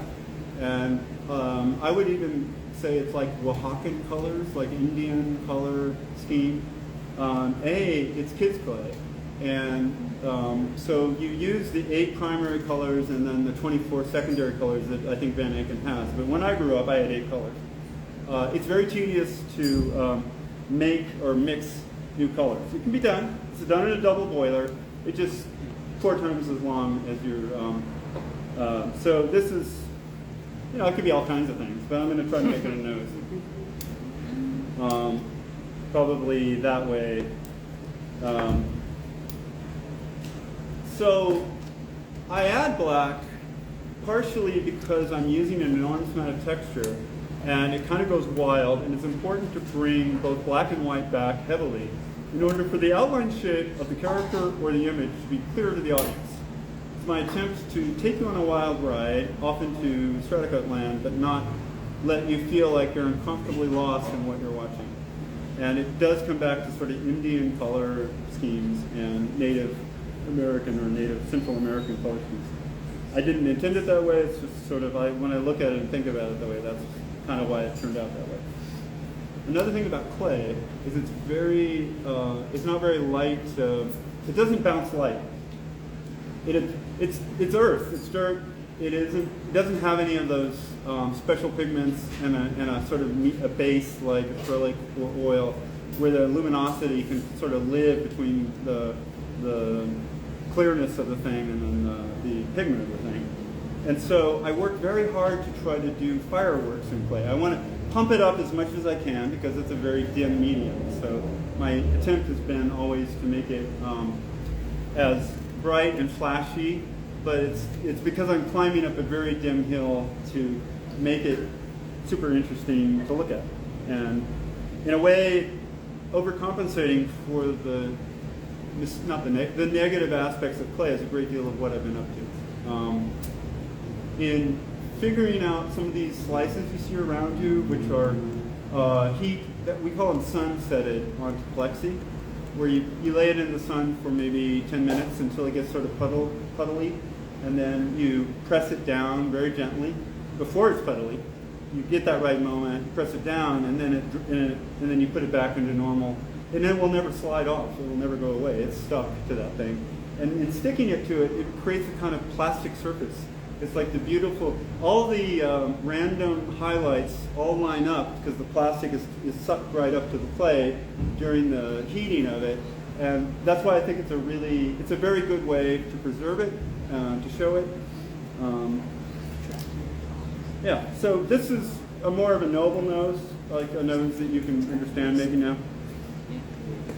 I'm gonna, if I were doing this right, I'd put highlights on it. Put, lighter. I'm not doing it right. But you could put highlight, then more beige, then another highlight, or dark light. You do dark light, right? Because you're going into shadow. So this is a slightly, and you put little highlights on each nostril. I don't know. Maybe I shouldn't be working this hard to throw something so silly. But I had a thought. Okay, I'm going to end it on a smile, especially if other people are going to cut for me. I like that. And you're an animator too, so you'll know how to. We're going to sync with Martin and say, "Did you cut it?" Yes. Okay, next. Because all right, so that's a very fascinating way to put a little oily highlight or sheen on the nose. So the nose, I want to go up and out. I'm going to make it very boxy because I'm going to put it on a slant, which will make it long.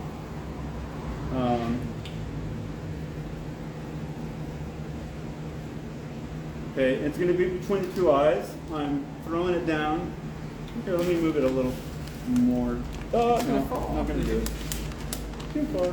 Anyway, sorry. I hope the live stream people can see this, but the nose is. Let me get some more of this. Okay. Nose goes up. There. So my goal here was to get two eyes and a nose that are flying off the top of the frame. They're disappearing.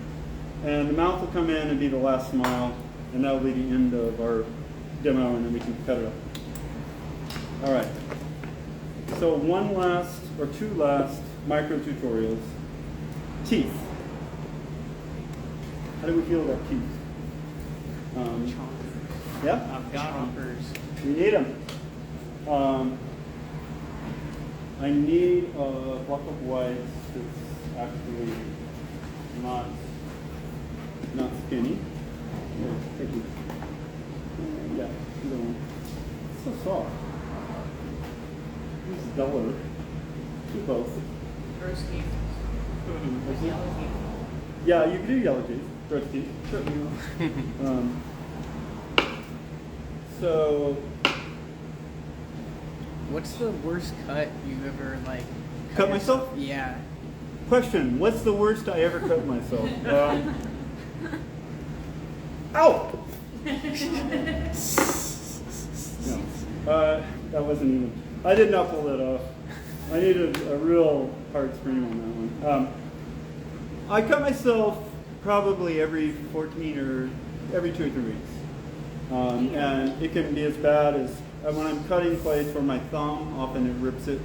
I've never had stitches, but it makes it really hard to work the next day. You know, because I use everything so tough. It really delays my ability to work for another couple of days, or I have to do really crude, weird stuff. It's inevitable. There are photos, and you've seen there are demos where I have literally tape all over my thumb. Yeah, I've seen that one. You've seen that one because, you know, the machine still has to work even though it cut itself the day before.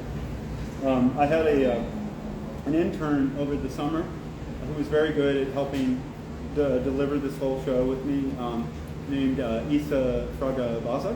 And she tried her strata cut, and she texted me, "Oh, I cut myself," and I said, "Oh, good, that's the hazing ritual. You're one of us." All right, so back to teeth. I'm going to do sort of bright teeth, white teeth. No, never stitches. I think you learn to be very careful. I do cut toward myself a great deal. I don't usually cut this way. I usually cut in a pyramid shape, and I cut this way, down. So I don't have to deal with the heaviness of the negative, all these negative things have to be put underneath it. But when you get longer than a foot, you kind of have to work horizontally. All right, so this is off-white and bright white. And the painting you saw when you walked in the gallery, the second one over, it was off-white noise. Mm-hmm. Okay, off-white. And I have some of this. This has all been, thankfully, you know, I did this a year ago, but it sits there like ready for me to use as a texture, so it's also very convenient. And then I might do a gray or something that's a dimmer form of white. I don't know. I will use a dirty pink, maybe.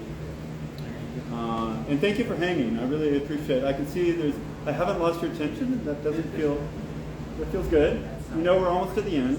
We're just doing teeth and the mouth with a smile. And if we wanted to, you know, you could time out the smile. Speaking of the track on the side, you know, it's literally, you can just go, wow, hello, and you design it over the inches. Always build from the center out. If you're going to do lip sync, start with the tongue, because it's the center, and make it disappear into black, and come out, and then start the teeth, and make them go up and down, and then start with the lips. You're always building from the center out, and so you can time sync it. One other thing is if you bury this into a larger block, which usually happens, you're going to have to add a lot of clay around it. I'm only showing you the bare bones, but a lot of clay would be added around it. If you want to know where a certain event happens in here, you do what I call a witness mark. And a witness mark is simply taking a line wherever you feel like you want to remember there's a special event you put into the play of that line, and you throw it down. And what I've done here is something that doesn't go away, but also doesn't interrupt the animation. It's like watching the tiniest flash line go through. I could make it brown on brown even. Whatever it is, the thing you need to remember is when you add to it, you have to remember to add the line again at exactly the right spot. And that way, as you bury it, you can keep track of what's inside and when the timing is happening. I think that's a really important thing I mentioned there, because a lot of people get lost, like, yeah, I built it, but now I'm so far I don't even know what happened deep inside it anymore. Use witness marks, and always mark every significant thing with a different color that's very slight, just enough to remind you. Every time you cover it, put that witness mark back in the same spot, and so you can know that significant event. You can go all the way out to here and know that you're actually timing correctly for everything that's going on inside. Okay, back to teeth. I was doing pink. The pink is very hard, or not very soft, so it's going to take a moment for me to, yeah. And then, all right, so these are huge freaking teeth, and I'm going to extrude them down really rough and dirty. I'm just literally pressure to my thumb and my palm. And as with any straticut texture, it's always going to be more interesting on an angle. So I don't want teeth to be static. But I do need to make my teeth sandwich before I can do my animation. And go. This is very strange. Now use this effect too. You know, there is really weird shitty clay like this. It broke up in the middle of the line, as you can see, right? Use it, but not necessarily for this. Just don't forget that that's a possibility for impressionism, or like a whole different look. You may want a sort of dirty trash can. Dirty trash can lines would be beautiful that way. So don't forget the bad things can also be used as good things. In this case, yikes. So now the teeth are really crappy because they're going, you don't see the lines all the way through. But I'm going to pretend that I did that, and you're going to pretend that it worked. Because time will run out if I, hopefully I explained it, and hopefully you grasp that the teeth are just lines going sideways, and you will see that. And it may be that it's monster teeth, and they have a sort of charm because of that, but I don't want to try to explain it away. I'd actually like to be very upfront that this would not be how I would do them, except for the speed demo. 60 seconds or less. Yeah, this is pretty bad. I don't like it. Oh, this is horrible. I kind of want to start over. It really is. This is like... I can do fast work, but this is bad. It didn't... So no. Alright, so here we go. I mean, there are some lines in there, and it kind of will work, but badly. Shit. Alright, toast. I really am unhappy with that. We need to go to a different method.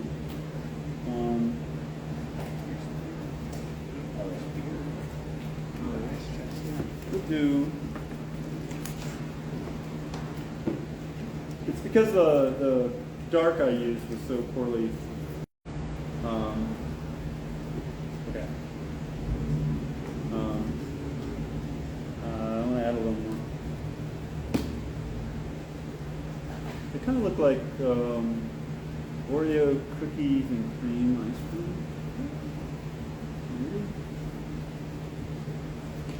Okay. All right, these will at least hold up as lines, so the teeth hold up as lines. Kind of.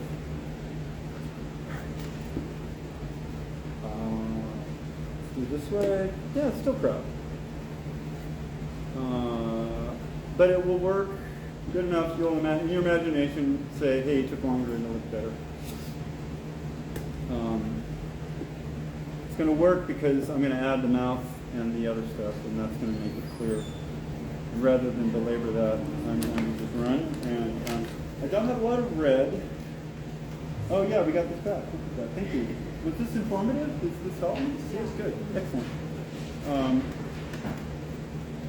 I'm going to use, I don't have it. Okay, I don't have proper red. I'm going to use burnt red because it's here, and it all came from Portland. A long way away. I should have packed more red, but look at what it packed. So did you not stop? Did you start working in Stratica only once you got to CalArts? Yes, but I figured it out before CalArts in the summer after San Francisco State, which would be 1982, maybe it was summer of '82, but I think it was '81. What did the faculty and the other students think? That's right, at CalArts. At CalArts of this techniques. Yeah, long story. I don't know. Yeah, we have some CalArtians here. What did they say after I left? I mean, Jules, everything was magic. Yeah. And special, so, Yeah. Yeah. They gave me the nickname Insanimeter. I didn't make that one. They just came up with it. Did they give you the hat too? The Insanimeter hat? Yeah. No. It's so good. This is my favorite cannabis dispensary in Portland. They named it this, not me. You're racing, chopping, trying to make it dramatic. The collections, I think they mostly appreciated it because it was so off the wall. I mean, I had a lot of film graphics, experimental animation, and art department who kind of I hung with. I was, as a sculpting animator, that's a very strange thing, right? 2 was not a big year for sculpting. Like it was mostly conceptual art and performance art and other kinds of cleaner art, not this, gritty weird. I was given a giant room that had a lot of heat and a lot of noise pumped into it. So I was grateful for the giant room. It was the telephone switching bank. But when I made 90 decibels constantly at temperature 10 degrees hotter than this. So my shirt's off, I'm in underwear, and I'm animating in this sweaty, crazy, noisy place. And so a lot of the angst that you may see when you watch that movie is actually my physical angst. I would animate all night, like either sculpt or go to the Oxbury and cut it up, and then at midnight to 6, usually. It was midnight to 6 because, by the way, I'm trying to make lip texture here. Here it goes. With more.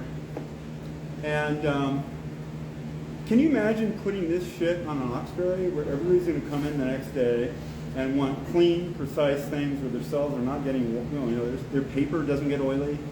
So I have to say it was extraordinarily retentive in making sure I had it all covered, prepped. So it would take about an hour to load it in, just to make sure all the surfaces are covered, all the things are prepped, and then I could go for maybe 4 hours, and it took an hour to load it all out and make sure everything was nice. And so I don't think I got any complaints. Maybe I got one, I can't remember. But that's a staggering thing. And then I would sleep from 6 a.m. to noon in my van in the parking lot of CalArts. Why my van? Because I only had enough money for play. And having rent was just one thing. You couldn't make a movie and have rent at the time. And it was sort of an alarm clock. It would go, oh my God, I'm sweating like a mother here. And that's noon. So it's like, bing, bing, bing, bing, bing, time to go take a shower and start to work again. So it was like a 6-hour, bizarre 6-hour sleep cycle. I think most people appreciated it and understood it when they saw it. But there was, the first showing in the Bijou, which is a theater in CalArts where a lot of shows go up. Drew and I, who did the soundtrack, were betting how long it would take before someone walked out and how many people would walk out. So lights down, we place our bets, and I say, well, I think it's going to be 2 people who walk out on Tuesday. And maybe 4 people will walk out by Wednesday and whatever. But what's great when you're in on the joke, as we were, was just watching the word Tuesday come up, which is the punchline of the movie. If you ever watch it, you know, it goes from Monday, Friday, and the weekend. But on Tuesday, what you're doing is calibrating how much more I'm going to watch of this stuff. And Monday lasted 5 minutes. So your metric, kind of like this, is saying, oh my God, this is going to be 25 minutes long, and it's kind of like seductive and abusive and seductive. It's really cool. They stayed. I mean, 1 person walked out, I think, in that first viewing. But I'm surprised, because it is, as opposed to now, where everything is fast and we're all used to TikTok level images, this was actually radically fast at the time. It was a difficult thing to watch. It was offensively fast to a lot of people when they saw it, because it was a much slower world, used to much slower cinema and much slower absorption of images. And it has caught up to, or the world's caught up to it. I think it's not just the speed, and it's something which is really characteristic of your work, is that every element is changing at all times. All times, yes. So Every element is changing all times. Right, right. And that's the hypnotic, and I think that it's the seductive part. I actually intentionally would put 20 seconds of seductive, that, and then I would go to the shocking strobe effects with the radical backgrounds, and then some freaky, you know, pulsing push, with a lot of multi-camera overlays. I mean, I was in Knoxbury, I was winding it back and shooting it forward, winding it back and shooting it forward. So it was all in camera. And I don't know if people realize what in camera means nowadays, which is there's no After Effects, but there's no, it's all been, there's no optical printing, which would have been the After Effects at the time. So the complexity of a lot of the effects in there are, yeah, I'm impressed with the guy who did that. I look back at whoever he was and think, ooh, he pulled that off. All right, so I've got some lips, not great. I'm gonna cut them up. Again, they're probably better than the teeth, looking at them now, but teeth suck. I'm just trying to get enough lip texture to throw in, and you would traditionally start with the tongue, and I don't have red, but in play, but I'm going to use, you know, Garfy, not my favorite. Truthfully, I should put some highlights on it, and I know I'm just abusing your time here, but you know, you like say the tongue. We're here for it. You're here for it, okay. Again, I know I love showing it, but I also know I could. If I spent 3 times, if we went till 7 and I started over, it would be a much different demo. Even the same content, much different. So this is 2 little bumps of highlight, and I'm just finishing out the tongue. Tongue's going to be in the middle. Tongue opens from black, black. Here we are.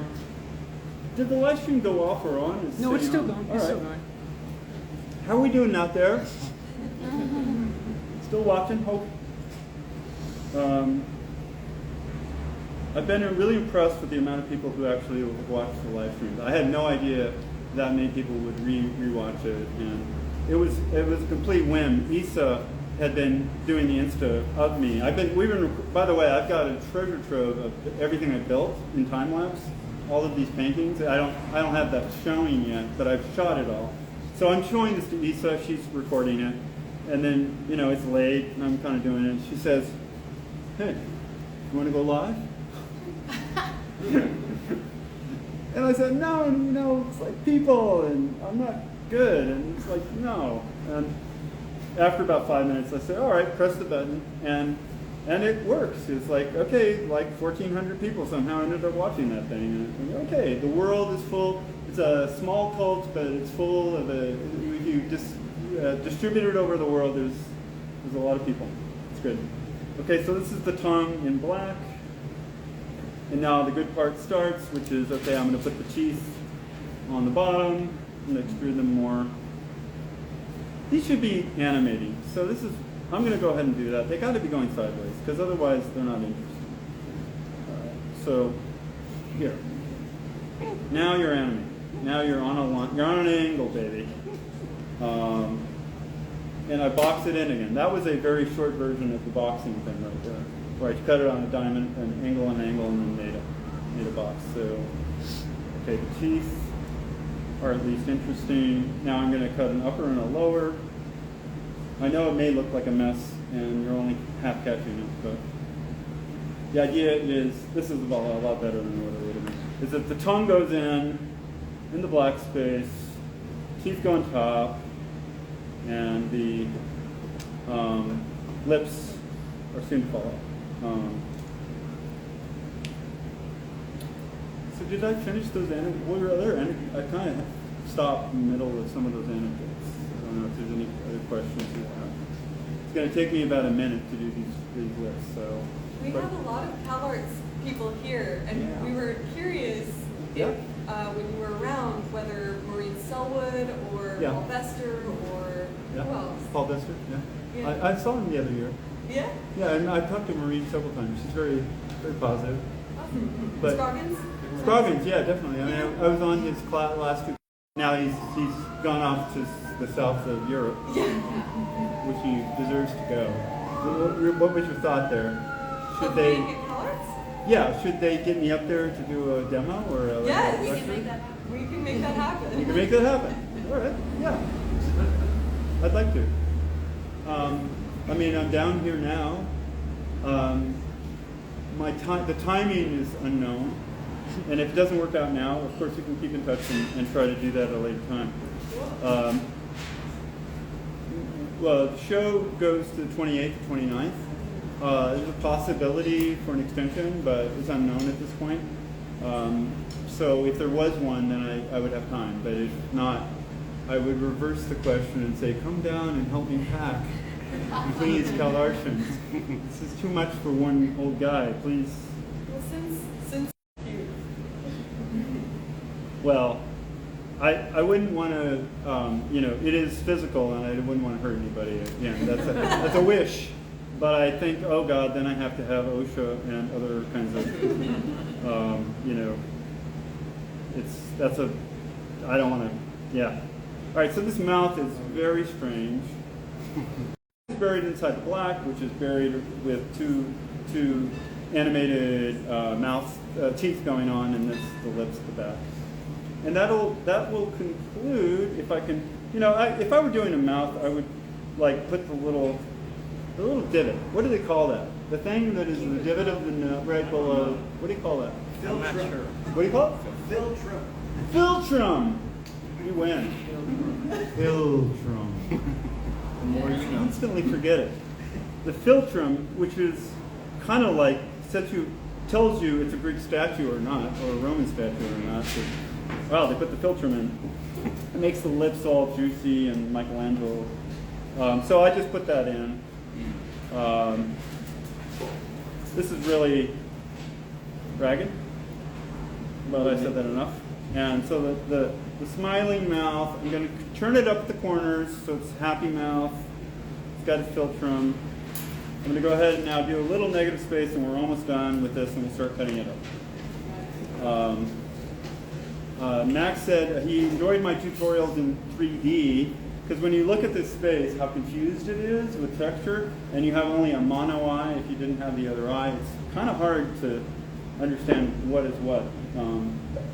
And maybe that will, in the future, be really relevant, because YouTube took its 3D algorithm down, right? No, they actually converted your videos to be red and blue, so if you watch them with red and blue, yeah, I tried showing them on the way, they automatically convert them.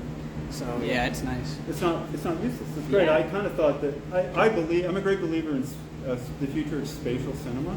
What's coming, which isn't stereo 3D, and it isn't even VR really. It's we all know what VR is, which is center pivot, bubble, look around everywhere.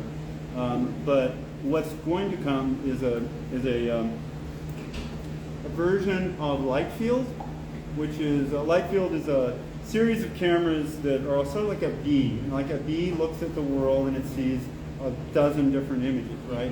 And if you shoot with a camera grid that has these images, then you can interpolate any position based off of this dense grid of shots. And therefore, it becomes the ego motion of the viewer when they have the headset to decide what view am I looking at any one point. That is the basis of spatial cinema. This is not VR because spatial cinema decides how big or shrunken a field do I want to look at. It is creatively narrative because it's telling you this is what the director or the person in charge said. I want to see this and not that and that and that. I don't want to pivot around and okay, what's there? Okay, what's there? Which has its place. I'm not trying to tell. But I think radiance fields in ERF can do light field in a much more simple way with fewer cameras and do interpolation much better. And that's right around the corner and or should be in beta at this point by somebody trying that. And that's where Straticut will blossom. The ability to actually look around this as it's animating and say, whoa, from here and there and there. And it's delivering that frame only for you at that special moment from that special position, which is really what life is. We do pigeon vision, right? We are always moving our heads a little bit and our eyes a little bit, and that's how we're seeing the 3D. And that's how cinema should be. That's my, tangent, but closer tangent to this, like where this goes. All right, so the mouth is going to come up and smile on the back of the negative space, and then I'm going to be drinking Modelo and chatting with fine people who've actually cared enough to try to learn some of this. All right. So this is just a giant flying hunk of mouth clay, and I'm just trying to make something go up so you see that you can have a pan or tilt up and a design tilt up. I'm going to try to tuck it down under the nose that I built, so it's not just, it doesn't just pop on. So ideally, it's like, you can't see it, but I'm just pulling everything up and jamming it so there's a tongue and groove, like a dovetail joint going on there. And then these guys go back there, and then I'm just going to fill in around it to make sure that it's secure. Right now, I've only blocked it. It's not secure. What? Oh, it looks good. It's slightly Oh, falling. it's about to lock. I'm about to lose it. Thank you. Sad trombone. Okay. Boy, this mouth looks really not good. Okay, it's starting to get better. The end of a cut, I call, the first cut you take off of a block, I call a proof. Because it's the first time you actually see it clean.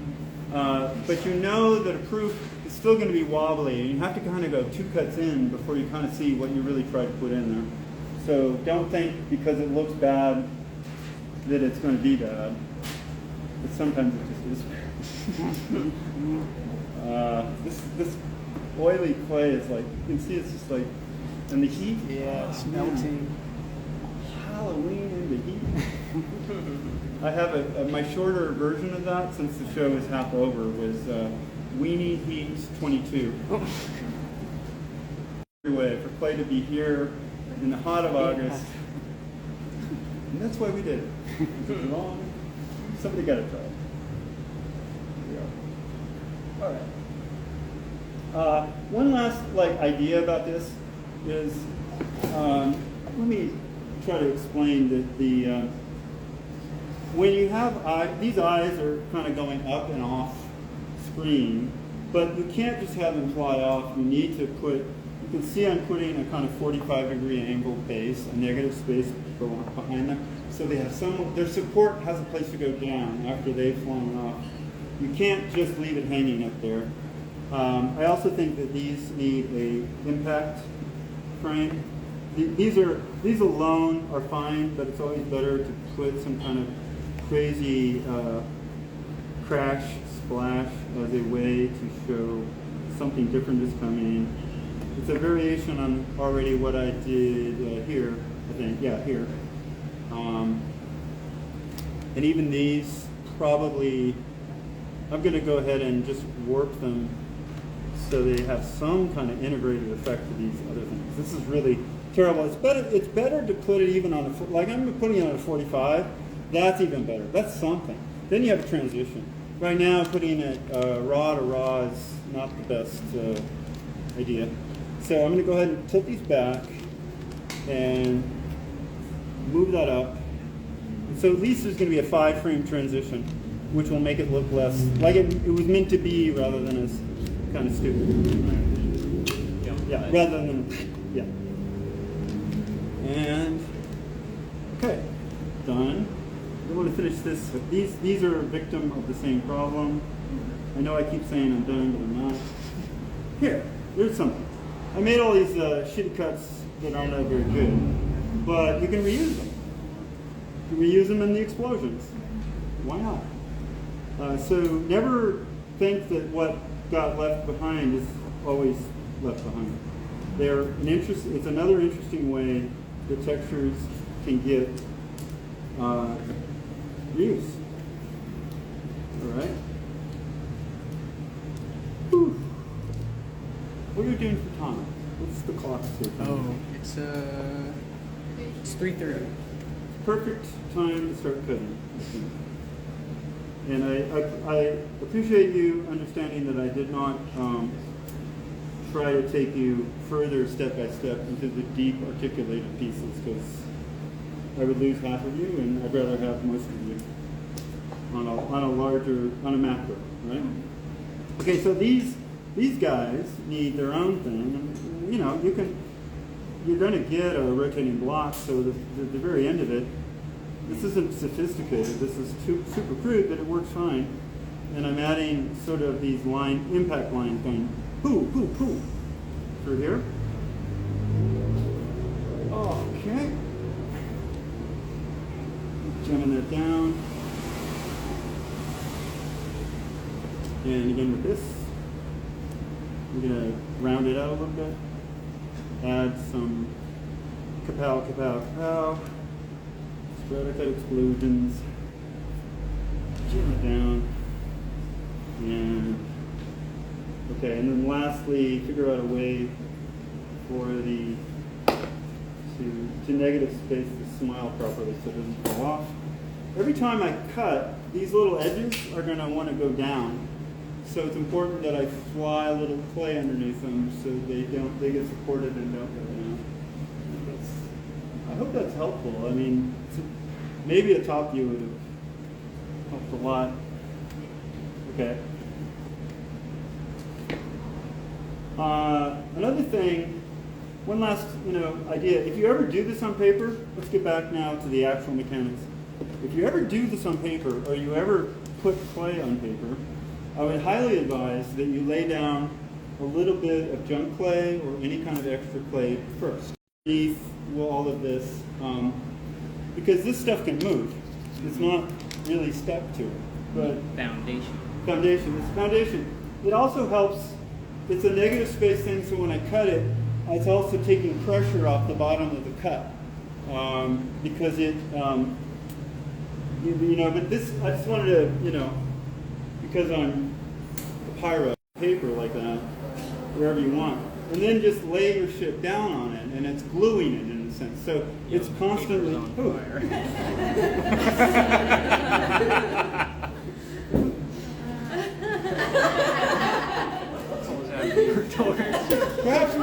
my god. Oh, go. Stop. No. Okay. That was good cinema. That was not, but really melting is a great theme for clay. Hey, it's oil-based, it's petroleum, so what should it talk about except the word? It's going to suffer in a world where too much petroleum has off-gassed to create the greenhouse effect. So it's a perfect medium to say, hey, warning, I'm melting. As you see, I try to do in small bits all around the thing. So when you do lay this down and you've laid the surface down, you can go down and that ain't going anywhere. So paper is a very strange surface. Glass is a little better and Plex is a little better because they automatically stick better, so glass and Plex. But often when I'm shooting fast, I can put paper down, do this little trick, and it'll stay, and I just cut it down like a pyramid. All right. I think we're ready. I will do some cuts. How are we doing, Martin? Yeah, we should refocus. Do you want Yeah, to we should refocus. We're about to. We should. Do you like the angle? We should. I think the angle. Oh, I see. Yeah, go down a little bit. Yeah. Yeah. This was we raised the angle so you could see a view, something like it. Really good if you ever get the Sculpt play to reorganize it properly. Don't just throw it, anywhere. Try to put yellows with yellows, oranges with oranges. Now, David, you want a little angle, right? That's good. Yeah. That's like that. Okay. That's fine. It's just enough to see the bottom, Right. and get the idea of what's coming, so you're not surprised. But I call this 52 card pickup. The aftermath of actually building just always leaves a shite storm of play textures all in a humble jumble. I'll do the first few cuts, and then Annabelle jumps in, and I'll try to, coach you through one or two. I want to say that it doesn't matter. It doesn't matter if it's 1/8 of an inch every time for us, because it's a demo. But real exposure sheets and real timing that you need to meet. Then a last piece of advice is simply to put your plumb bob down there, like something hanging down that's got a pointer, and it tells you, okay, this is where I want to cut every frame. And you have to remember to pull it out so it's hanging out of frame, shoot your shot, let it drop. Then you move it 1/8 of an inch forward and you repeat the process. You can, if you're too slow or too fast, you can slowly catch up or slowly slow down. You don't have to do 1/8 as a rigorous thing. If you're behind, you start to go to a 1/6. And if you're ahead, you start to go to a 1/12. Try to go thinner if you're ahead and thicker if you're behind. Yep. You mentioned having like a guillotine setup for Yep. larger pieces, but do you ever have any sort of like plane cradle to just like sort of guide your cutting motion? You do have to be within 5 degrees. If you're in some amount of, and if you feel like you're at an angle here, just again slowly work your way out to it so it's eyeballing. You can. I've found it's fine to eyeball it. Okay. Yeah, I see what you're saying. You could, people will invent cables like you said. Maybe that's good. It's the kind of thing you just sort of DIY, so I was curious. Yeah. I think the minimum's good. Again, popsicle sticks is sometimes better. And you just tape them with 2 strips of masking tape. And so every time you've gone like 6 cuts, you cut off another popsicle stick and you just roll your conveyor belt out to the camera. Camera's down here. It doesn't see the popsicle sticks. Popsicle sticks is a great time to use a lot of this stuff. The stuff at the end, just build a bunch of that up, build it higher, and that way you're raising it off ever seeing the popsicle sticks. It's just lifted it off of strange strata clay. All right, here goes. So I think the question is, what do I want my absolute beginning forever ever to be? One problem is if I cut it right at the edge, it will always want to plop right down. I don't have much chance to control it. If I cut it 1 inch behind, then I will have chance to control it, but I won't have, my knuckles are a little high here, and I won't have it, it'll be harder for me to do all the way through the cut. So it's a pro and con, either way. When I'm working alone, I go right to the edge because I have it planned out and I know what I'm doing. I'm on that side, not on this side. It's easier to catch it if you're cutting and you can catch it, right? Here, it's just ergonomically bad. So as a demo, forgive me, but, I'm going to cut it at That way. where are you right now? It'll affect the focus. Right now I'm at the edge. I'm like right here. Right at the edge. Yeah. Okay, so is this correct focus for you? Let's do it here. Yeah, we can do it. If you're good there, but I can do it anywhere. No, you're right. We could. Okay. I'm going to prove that I can actually manage bad ergonomics and still pull it off. Okay. Boxer bag. What? Get a boxer bag for all that? Oh yeah. So another task. somebody will jump in and help me with is laying them down. Like when they come down, you got to stick the pieces onto something, and then you move it, to a stack, and you keep going. So I'll show you how that works the first few times, and then I want another volunteer to help Annabelle. All right. Are we good, guys?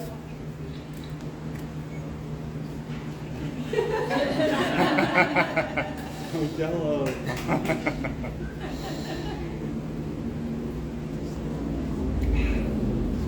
I thought about this for the last few days.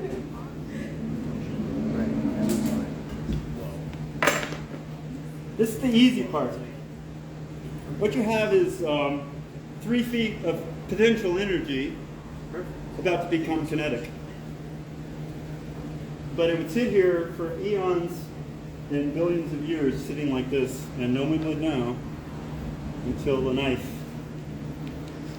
exploded it open. And now you know, when you do see this playing back, you can remember some of these tricks and attempts, and it'll make more sense. Are we good? Mm-hmm. Oh, we are good. Okay. So let me, should I take the first Yeah, one? take a frame.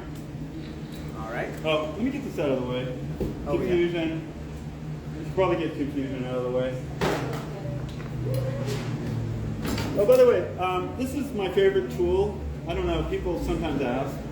And this particular tool is a burnishing tool for leather.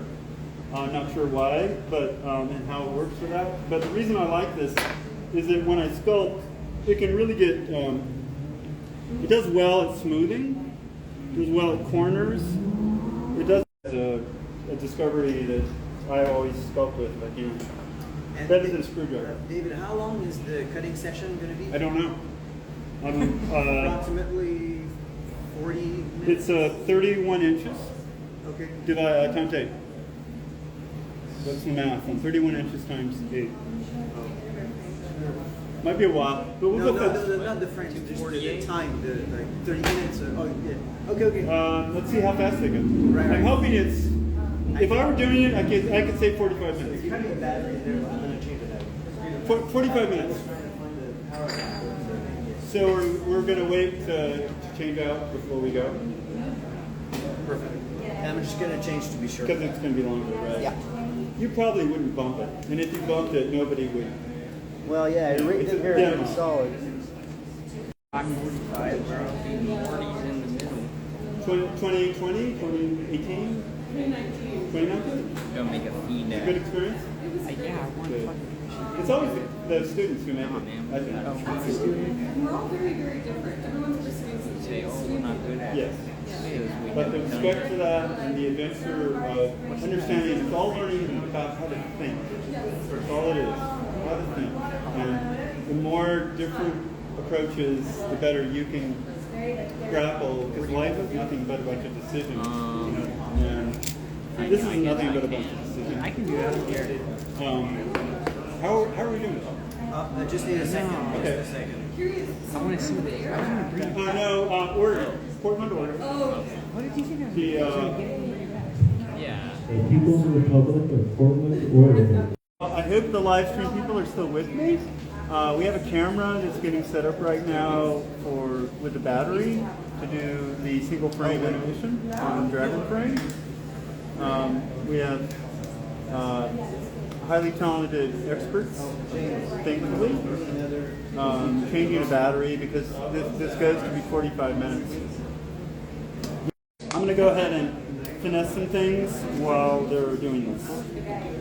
And again, I hope the camera angle is okay out there. Do you want to read the notes? I can't see what people say. Yeah.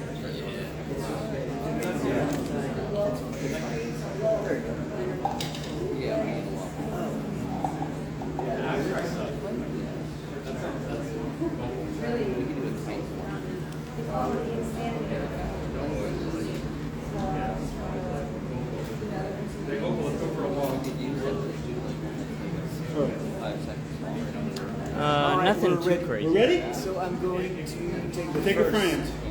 Oh, Modelo can. Bad. Okay. Here we go. Tell me when it's up. Good? Okay, frame number 1.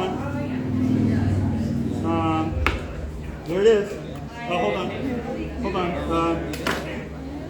I'm going to mark it so I know what I'm doing for this. Now I'm moving it forward an eighth of a frame. Okay, shoot. All right.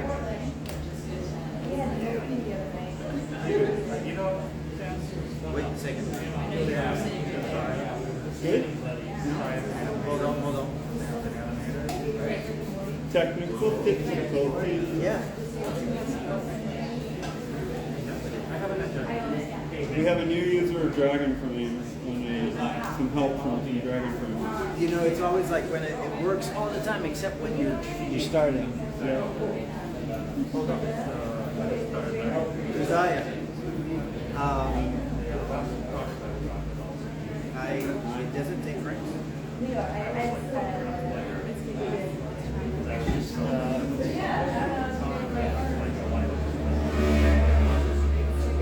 They're still trying to fix the Dragon Frame. When you look at the view, can you see It's the there. front? Yeah. Okay.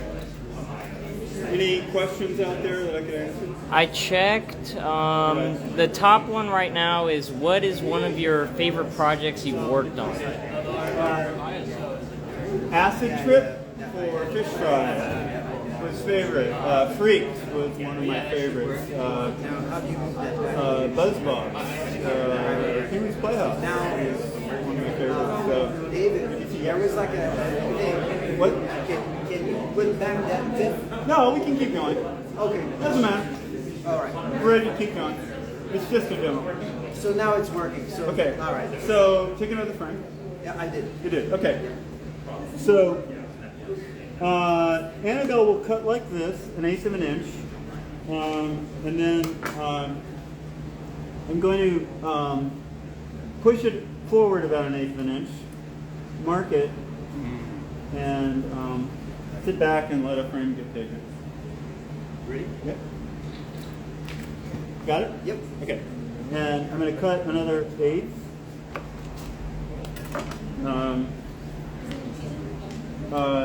Sit back and mark it. Okay. Cut it.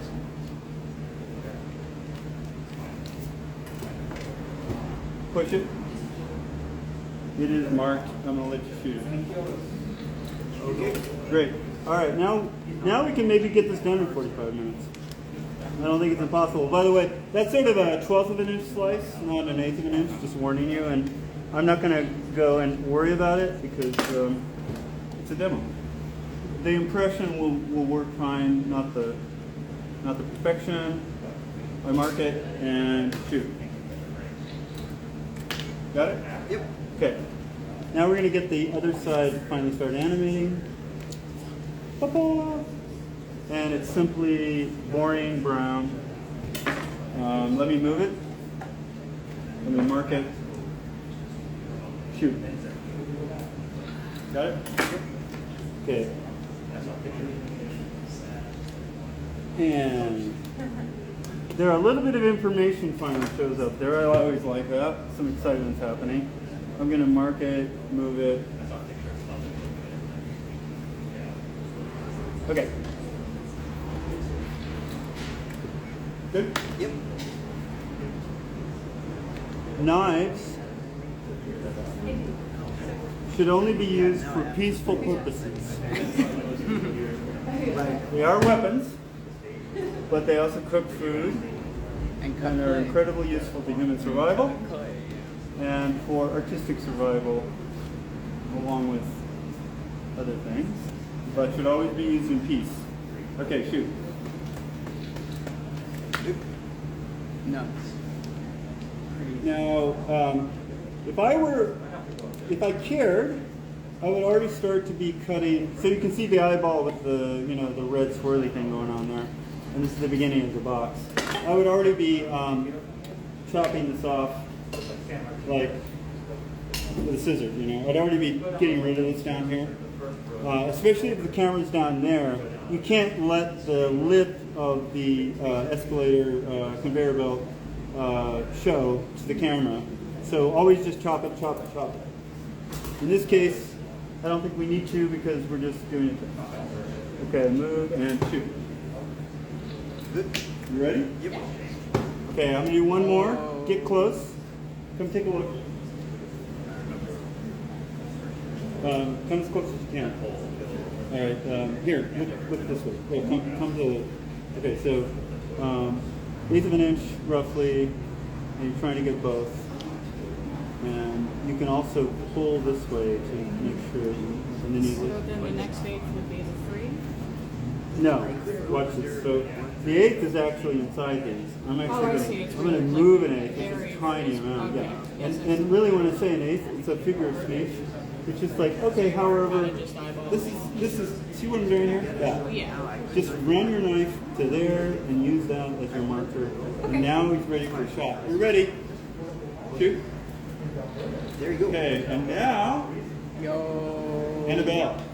Honorary.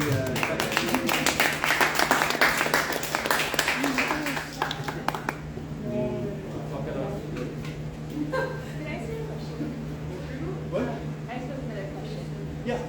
So, when you have like really complex, like figurative work, like for example in the animation where someone puts out a birthday candle, are you ever? Is it always? Yeah. Is it ever always thinking about it purely geometric shapes, or are you ever like sculpting separate figures and Good. Did you push it forward? Did you mark it? I am now. Okay. Always make sure that it's every step is always push forward one to the 1/8 of an inch and always cut it, and then you're good. And if anybody wants to step in and help her peel that off, then she'll go faster. Like that. Oh, wait. When you someone is down there taking the slice. Give me that too. Yeah, let me. Okay, cool. Thank you, Annabelle. Thank you. Again. So when you're working that way, is it so that you're just purely doing stuff?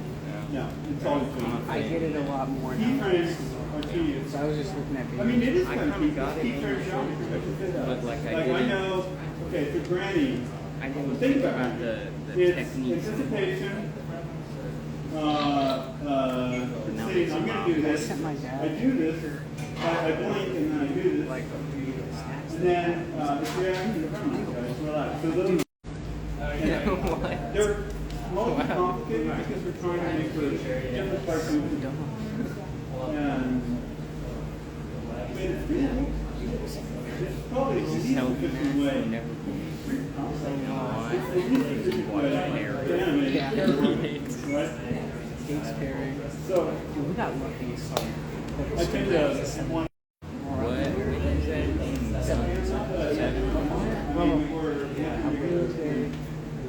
Lucky. I know. Baby Dave's. Well, Sunday, they have another one tomorrow. Today's not the last day. Lucky better.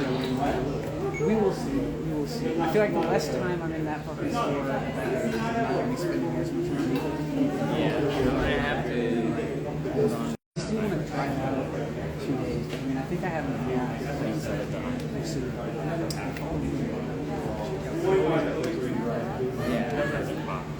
Be right back.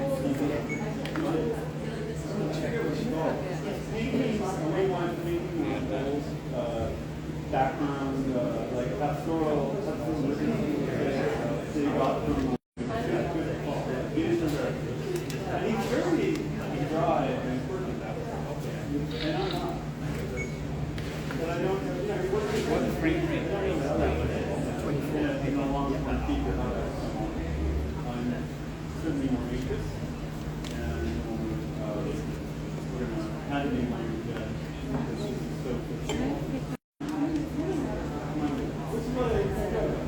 it wasn't mind blowing.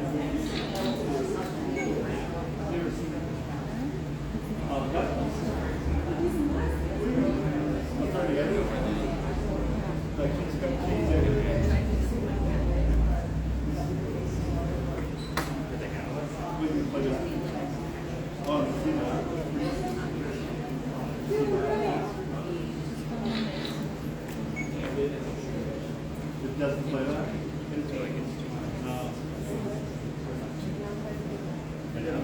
Yeah, there you go. Yeah, play that. Play that. Play it.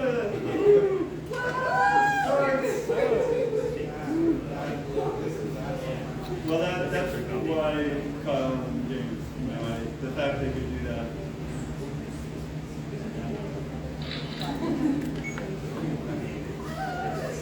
It's stuck in like legal stuff. And so it begins.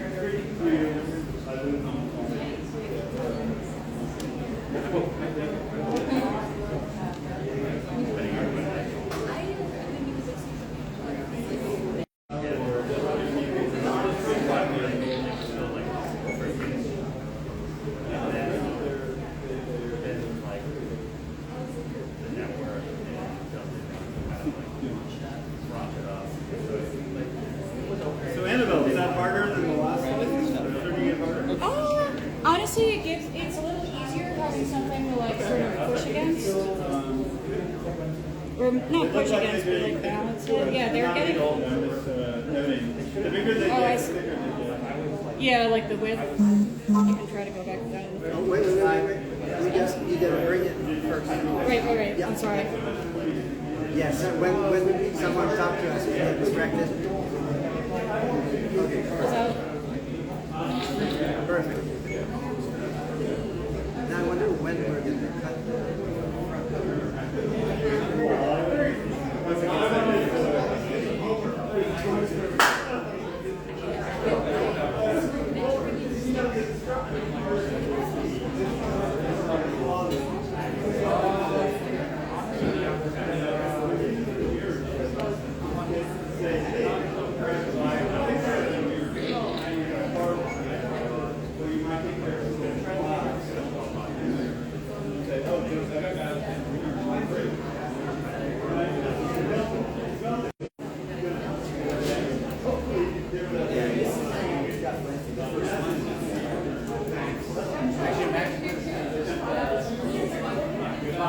and you moved it forward, right? Yeah. I know, right? Yeah, at a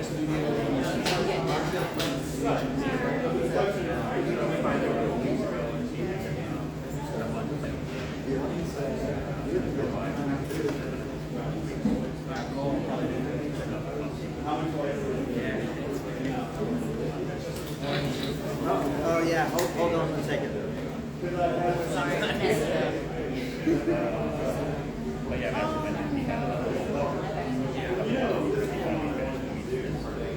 well, kind of. No, not. Well, I mean, as far as shooting. I think there's a 2 hour shot.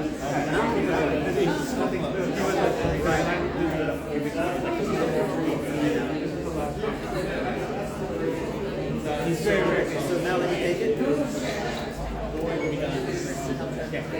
In process. I didn't want to see anything.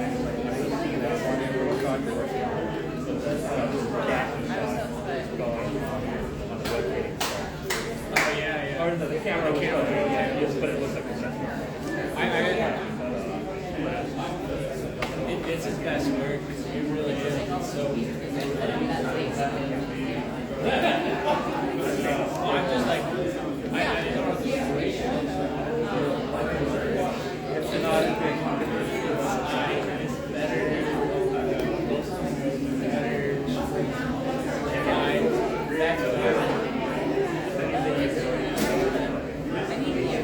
Yeah, for sure.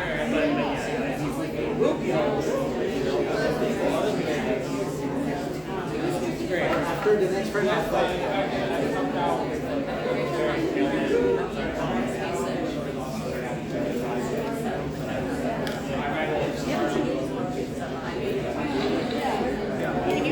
And so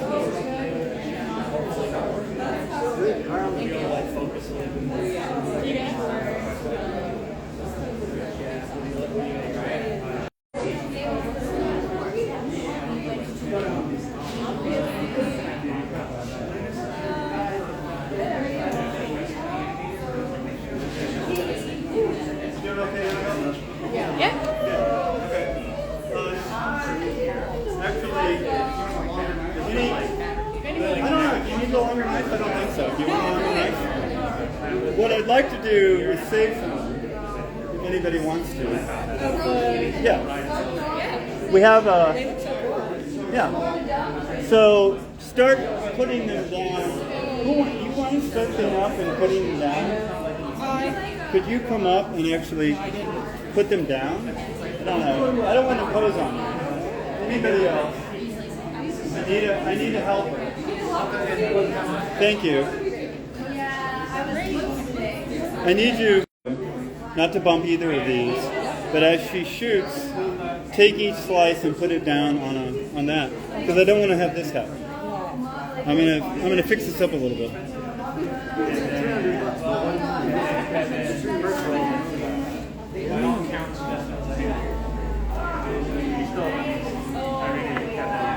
Are you okay bending down like that? Or would you like me to hold this up for you? Oh yeah, I'm fine with that. I was trying to play something, but then I was kind of snapping on my head, so it's helpful to have another person. Yeah, I got a lot of... Thank you. Yeah.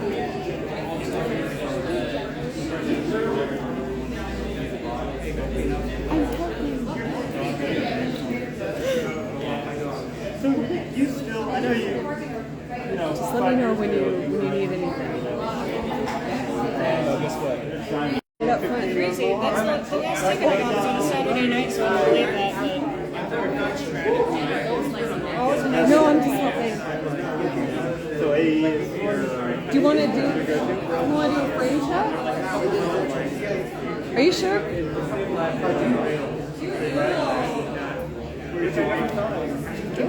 Gorgeous.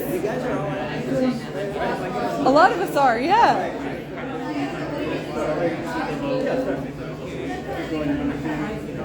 We can stack them.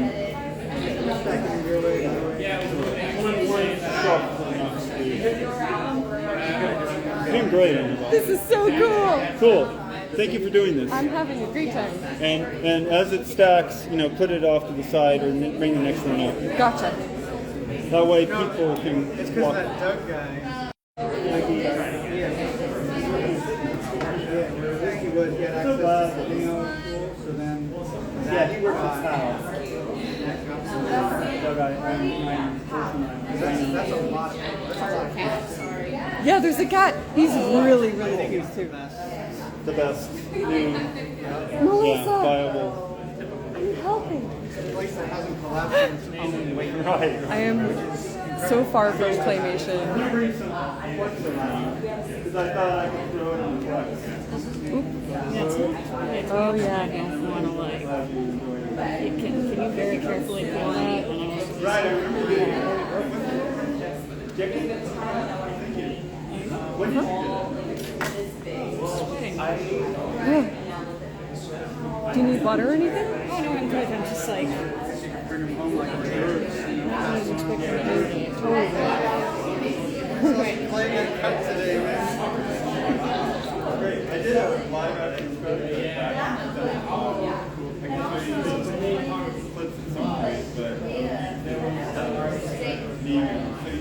Can you do me a favor? Yes. I'm trying to think of how to do this without having to just like the stem. But I don't want to. What I want to ask you to do is hold.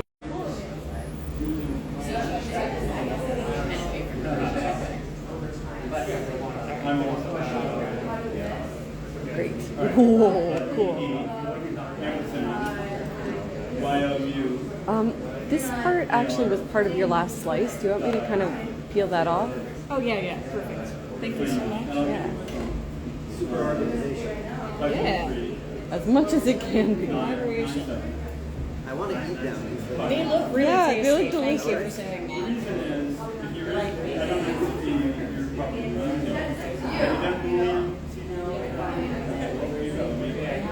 The stuff I did, I don't know if I can hold something for you.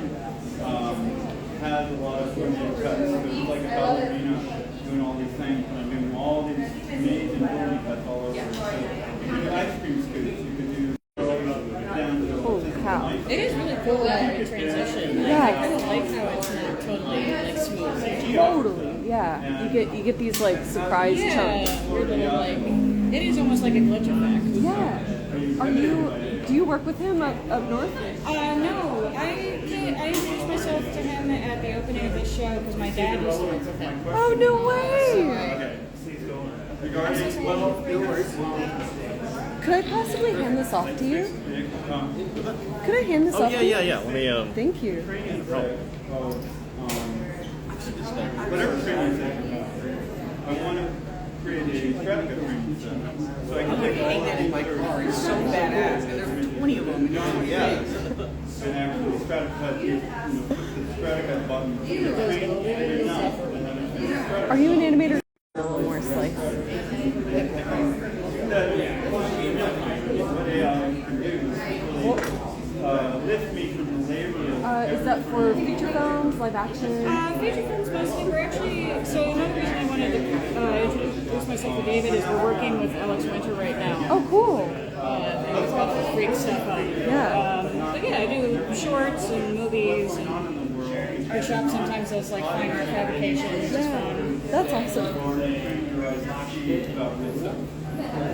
What's your shop called? Atlantic West Effects. It's like out in Sun Valley. That's awesome. And I believe AI is so close. Yeah, I just moved out here in November. Oh, welcome. So I've been trying to just figure out all the cool art stuff to do, and there's a ton. The ability for it to take, if I shoot strata with 4K, right? The ability to do all the in-between continuations. So you run I call it a vector box. This is definitely a cool art thing. Oh, totally. Vector that says my eyes are here, the beams are always bouncing back exactly at that point. And then, you know what I mean? It's like, I bring it You want to try slicing? I'm nervous. I don't know. Maybe once I get to the, because this is a lot of like muscle on it. Oh, yeah. Once I get to the like thinner section, if you want to try that. Sure. Somebody said maybe you. Would it be good to try not to do them at the same? The only thing is that I would be nervous about them not matching up on the frame. Yeah. Do you think that would be better? I do. Okay. I think you might want to do that. I'm sorry. No, don't be sorry. You're doing amazing. I just think that give yourself a break. That would be And I think you've got a good handle on how thick they need to be. And we're not going for surgical science. No, this is just like suddenly. It's a little more pressure than I was expecting. I was like, sure, no problem. Oh, well, you're doing great. I think this will be better on you. Yeah. It's interesting though, because you really can, like all the stuff he's saying about the way it like distends as you cut is really true. AI punching in and AI unpacking itself. Maybe there'll be right and the left. Did the right, will do the left. Compression algorithms that currently exist somewhere in that, but generally I don't know how that doesn't become within 5 years. I got it. So that's my request. I know that went along. And you don't, well, you don't. So pretty! And it's fine if you don't. I keep throwing out the fishing line. What is that? Somebody will be cool with that. And if you're doing CD, a Straticut includes CD, then you're already, halfway up that goal. Yeah, so you're a teacher? I can try to cut if your arms are getting tired. Here, do you want to do the other side? Yeah.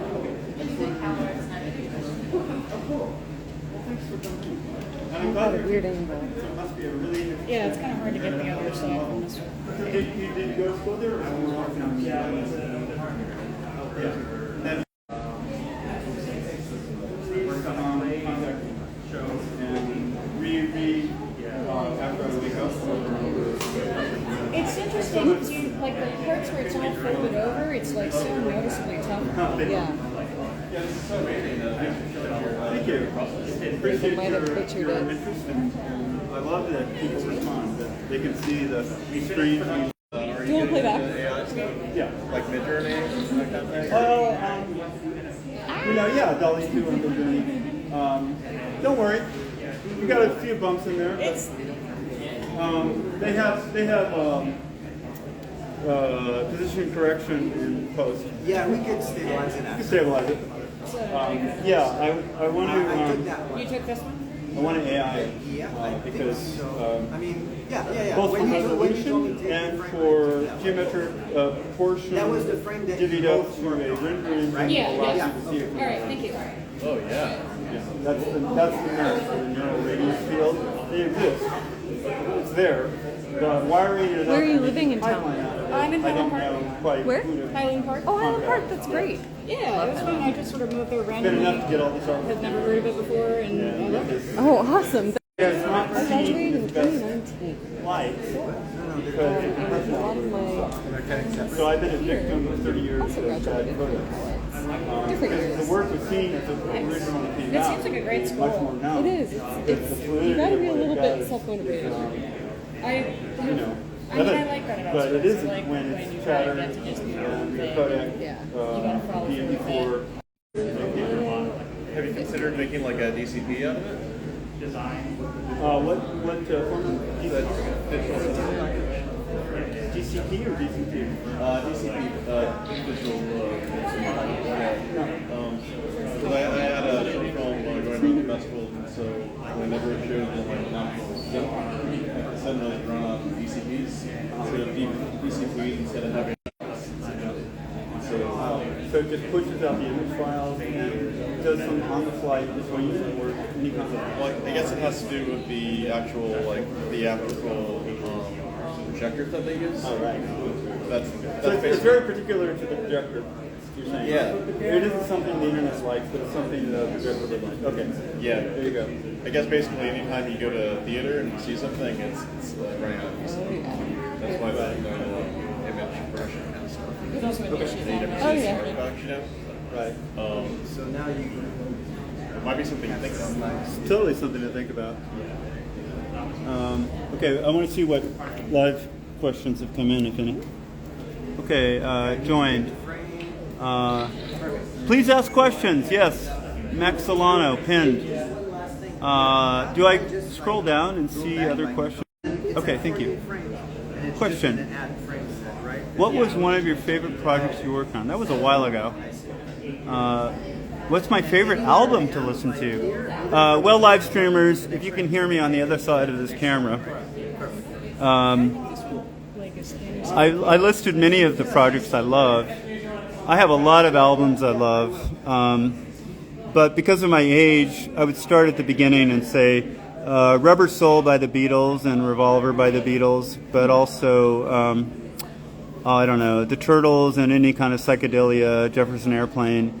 All of that affected me because I was like 10 years old when that's going on.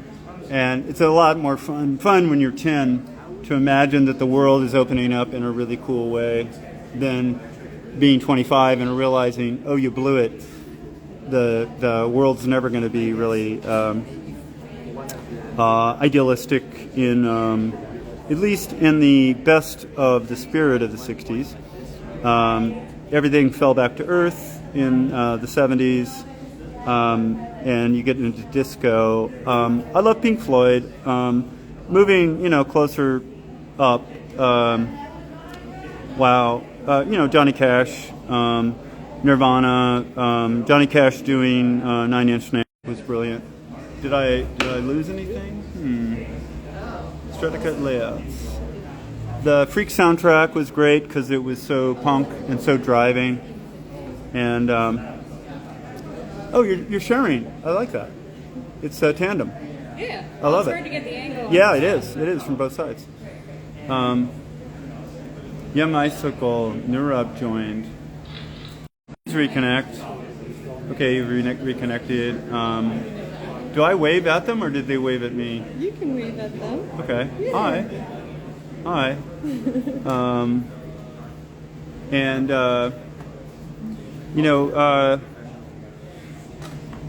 I like some obscure piano players like Agnes Obel, Agnes Obl, and Hania Rainey, HaniaRnai.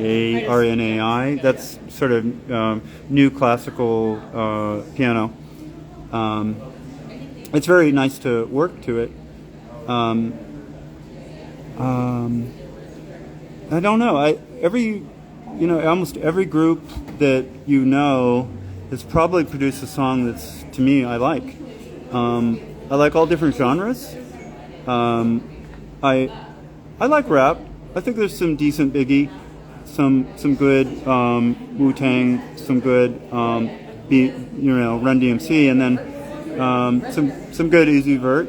And I'm frankly just not into Kanye, even though I know he's amazing to many people and groundbreaking. But I don't know, the wearing the red hat, that just turned me off. And the idea, and I don't want to be defined by politics, so therefore I can give a blowjob to the right-wing nut jobs here and still be black, no problem, because hey, I can be anybody. I'm Yeezy. But I find it really sort of selfish and irresponsible, because the enormity of I don't know what to say, just the enormity of the difficulty in the political dimension for blacks and Latinos and immigrants in general to find their way up the ladder with respect and dignity is so pervasive that Kanye, who's made it, who's already at the top and respected, of course, because he has so much money and he's talented, he's pulling the ladder up behind him, and he isn't keeping the door open for those who follow him. That seems a little selfish to me. So, who I would give a shout out is to J. Cole. J. Cole is like one of the most high integrity, humble rappers, speaking truth to a less shiny. It's not about the bling and the cars and the bitches. And I really think J. Cole is like a really good future for rap. That kind of. So there's some music that I like, but I love Tchaikovsky and I love. Okay. Hey, live streamers, do you have any more questions while we watch Annabelle and Jenna? Annabelle and Jenna are doing the cutting. Thank God. And Martin and James are doing the photography. I will post the frame by frame that's being recorded, which is off-site that you can't see, in a moment, or after, maybe tomorrow, or after I've plowed through. Here, hold on. No, we'll leave them. Just leave them. That's fine. No, I didn't mean that. I'm going to leave the last two. Here. Oh, the last two. That's fine. I can put it over here. Yeah. You keep going. Wait. Hold on. There you go. Got it? Yeah. Okay. Wait. Okay. So energetic and happy. And you can totally make characters out of these. Yeah. It's like ready made. Yeah. Here we go. What do you do one?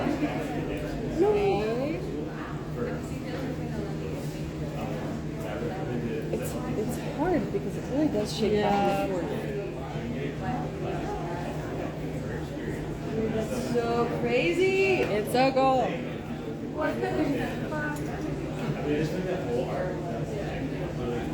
After all this, I'm still like, huh? Right. It's amazing. I don't even need to listen. I'm not going there. No, dude. It is a little mind numbing. Yeah. But it's These waves are my favorite. Do you have more of them? I saw that you have two. Glad to hear you love them. They're so beautiful. They're so beautiful. And yes. The color contrast is just gorgeous, and the way that one breaks on top of things. And when they animate, it's from a Clear Cell commercial, but I have all the original elements. I have like 2 minutes of the original elements, and they're better than the commercial. Because it all had to run at a speed that wasn't that good. Of course, yeah. When you slow them down, it's better. It's just wonderful. Well, here we go. Thank you. Sorry. Maybe I didn't notice. It was from last night. I just didn't cover it. But, no, it's fine. You want another one? like Carly went to pick up a little wine. Oh, perfect. You met Carly, right? James' wife. Yeah. Yep. All right. Can we see playback? Oh, If you want to, I'll put my question for you. So cool. Hi, are you my new friend? You are. What a dog. What an incredible dog.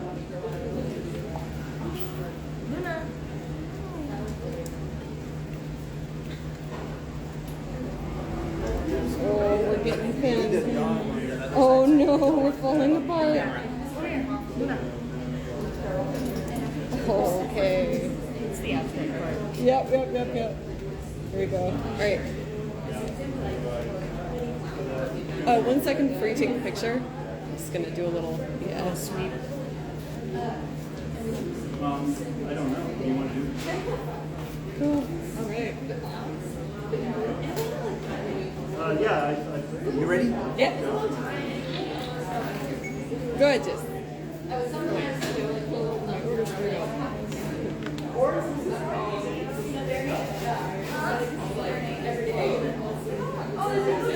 I love stop motion, but this is like always a thing about it. Where like, it's like what's stop motion? Because I've done it 6,000 fucking times. Me too.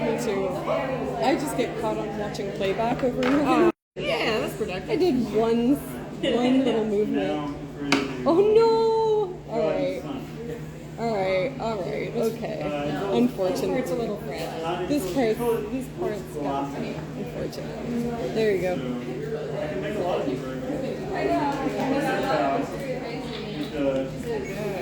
So you could put that out on the street right now. I mean, about 2 minutes would be ready to press down. You know, it'll have a... Okay.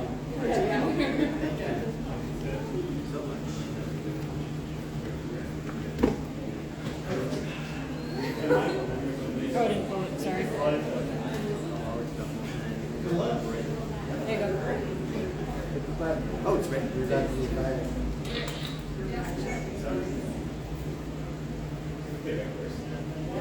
You hot, Chris? You're hot? Alright, if you could just keep doing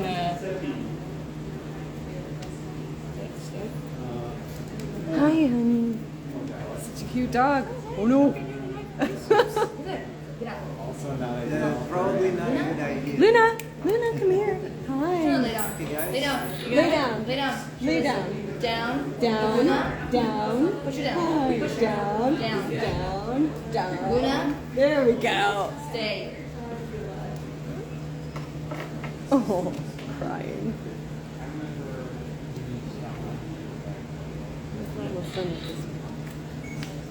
Sorry, I hope I wasn't in that one.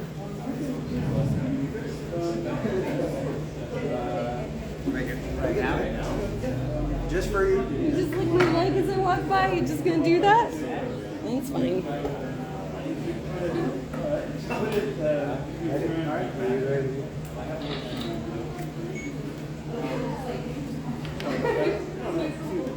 Okay. Where's my ceramic? Should be here. Should be on. All right, I'll find it. Sorry. Oh, you're good, yeah.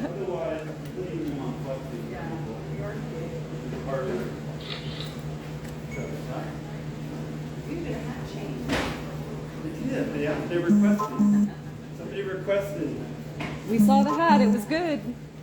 Yes.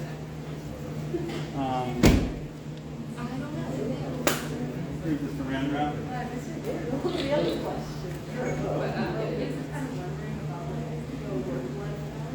Yeah, we're good. When it's one. Hey, by the way, saran wrap. Can I throw it to you? You want it? What is it? Just to, so she's going to take us a little piece and she just wanted to protect it. Also, fold it in a piece of cardboard, if you can, or something so it doesn't want to wobble. Yeah, no, that doesn't. Melissa, keep some for me. I want to take one of these. How much would I did be able to take it? Lily, do you want a different one?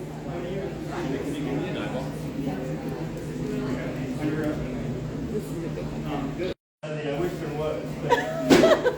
The scent of success. So you kind of have to decide, are you more into, do you really want to keep your art as a sort of hobby or at least a self-expression that you need to do it? Or do you really want to try to make a career out of it? It's also easier with these sections because it's not so many different layers of music. It's like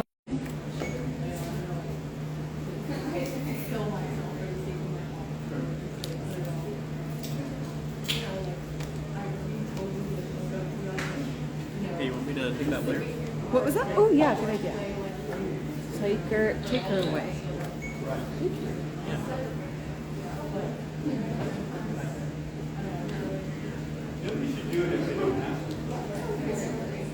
I like the way you mapped it out too. It's just, it makes no sense to me, to be honest. But I feel like I understand a little better than I did, but it's still so much just like personal, like it's his brain.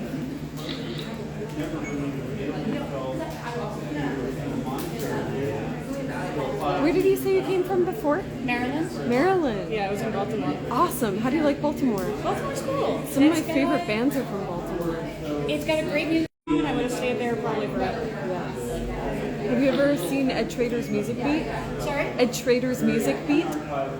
Two guys, Ed Trader and this guy Devlin, is like huge. They're so good. They're from Baltimore. That sounds really familiar. Ed Trader, I definitely know people who know him because that name sounds incredibly familiar to me. That band is so good. I lived in Chicago for about 10 years, and they came through a lot, and that was always their biggest band. I feel like that's, like, I get that so much from people, like, whenever I'm, like, going from Baltimore or somebody's like, oh, this musician, oh, this artist. Like, it's cool that that's always the first thing. Absolutely, every time.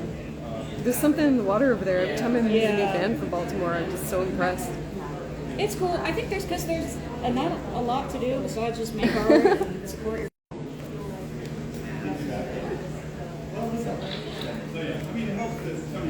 Cool.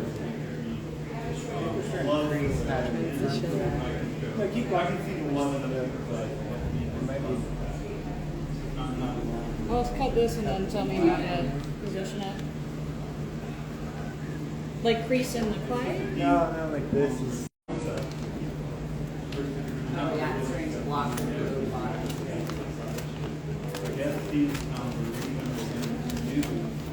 Spending a lot of time in it, that's part of who you are, and not just Wet. Distance instead of distance as I don't know if I did physical. I see what we are.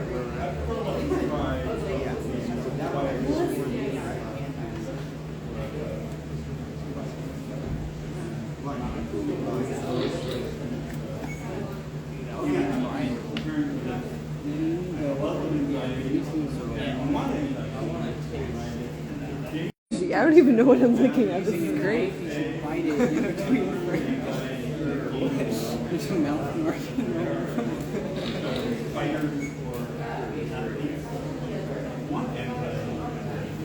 He kept calling this a body. Is it?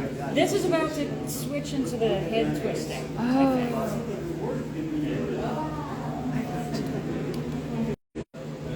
Do you come out to LA for a reason? Yeah, I just work. I work in practical effects. Yeah, yeah, I can't do that anywhere else. Oh, funny. And I had a really close friend of mine who I met in Virginia when I was living there who moved out here to do the same thing. So I kind of just piggybacked on that. I'm like, hey, cool career. Can I take it? That's great. And that's fun. And now I found a lot of really cool artists out here. Ooh. Yeah. Wow. What brought you out from Chicago? Well, I was born and raised here, and I came back to go to CalArts for grad school. Now I work at UCLA. Oops. Come back. I got it. Thanks. Want me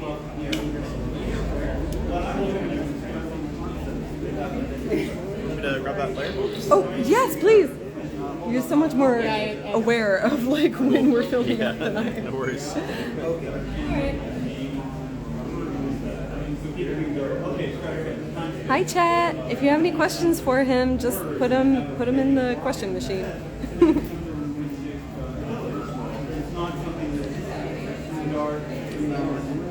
He's hanging out. You can't see him right now, but he's behind us right now.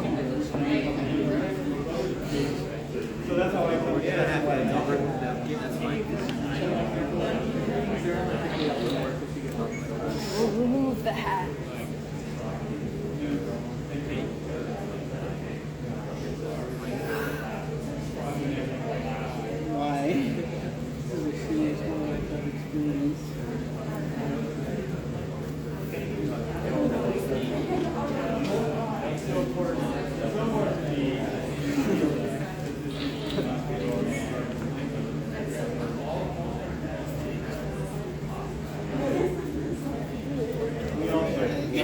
Ooh, I see the color kind of coming in. There's another little star right there.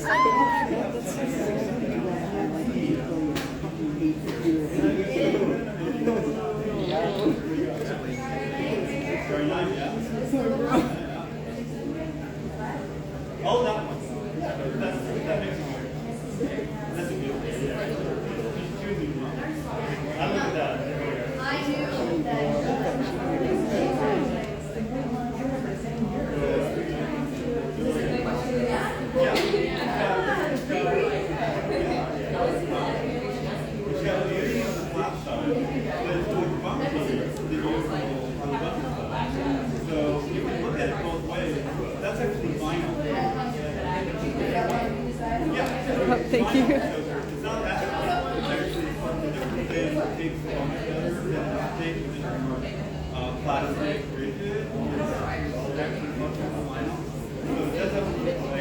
Oh, that swirl is so pretty. Oh my god.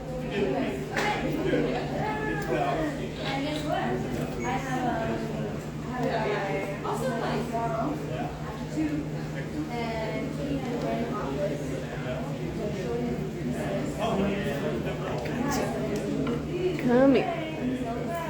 Oh my god, it's so cool. Guys.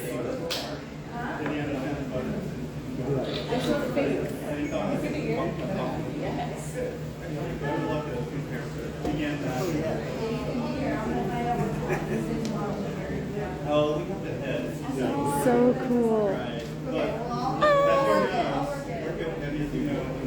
Alright, this next slide might satisfy for myself. Do you get it?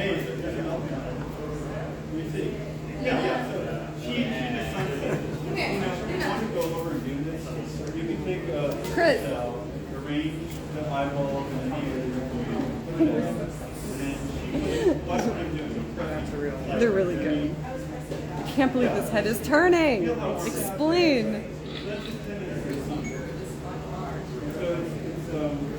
You want to touch all of it. You got to turn it easy.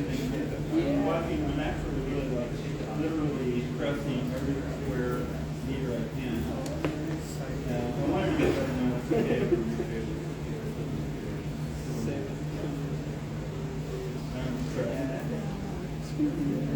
And if I had the torch, I would take the torch and make it dry. Want me to grab that?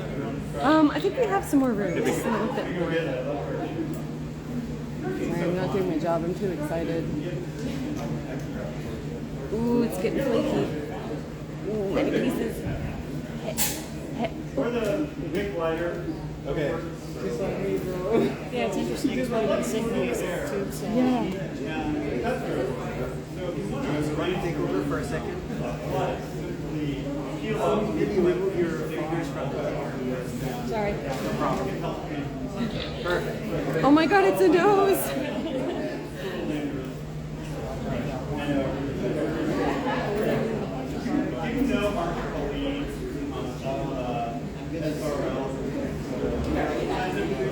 Would it be possible for you to scoop just a tiny bit? Totally. Am I doing? Can you see? This is for the time lapse camera. Oh my god! But it's okay. Don't worry. It's fine. You're going to see the headline. Like, you're good now. You already It was like just don't worry about a it. hair, just to make it a little. It's all good. And you can work too, whatever you want. That spiral ear.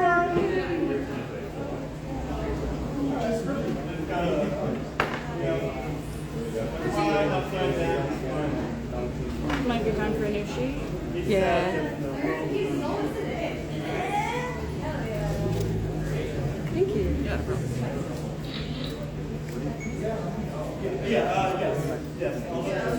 This is in an actual 40-year-old original piece of where when I did that, I didn't actually do this way. I had her. The eyeball.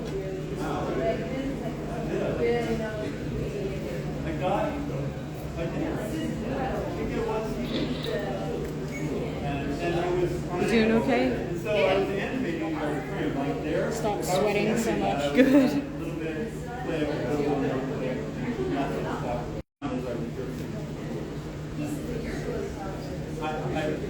a lot of times I was animating the glass. It's a multi-point camera. And the glass layer is above the cat. I know. Can we watch it? Oh my god! It's amazing! Wait, you have to see the face turn. It's so crazy. So cool. Cool. You said cool. It's very cool. And the crisscross. You saw the crisscross in the two things. And it looked like a circle, not like an oval, because I made it into an oval, so it was pretty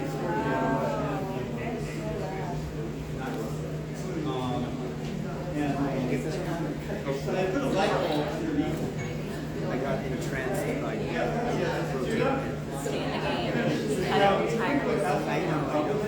That would be like a film. They cut it out. And tape it down. They just had it like a master tape. It was part of the tape. That was a line. And put out the sun. And then it'd be hot again. And then you just press it down. Then you feel both groups. You feel both sides. The thing I like about this Oh, the eye, just the colors in the eye is so good. It's funny because they had this sitting out at the opening, and I was like, oh, I wonder what's inside. Yeah. Looks like such a mess from the outside, huh?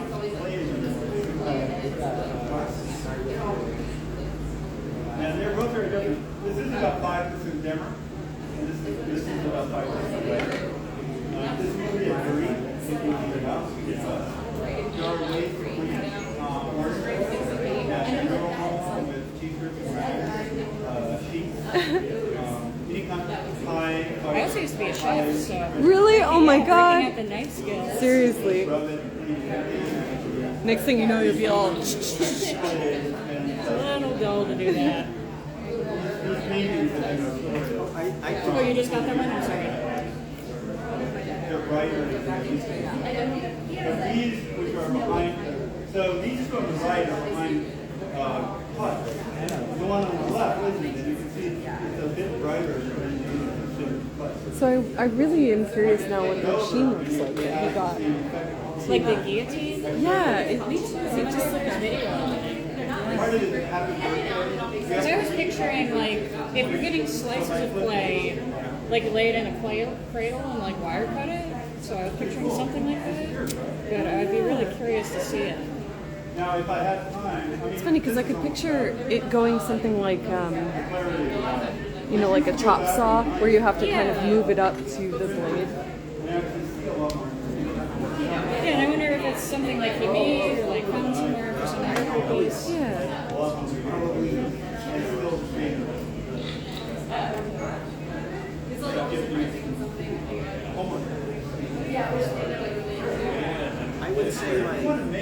Hey chat, David is behind us. If you have any questions, just post them. Come on.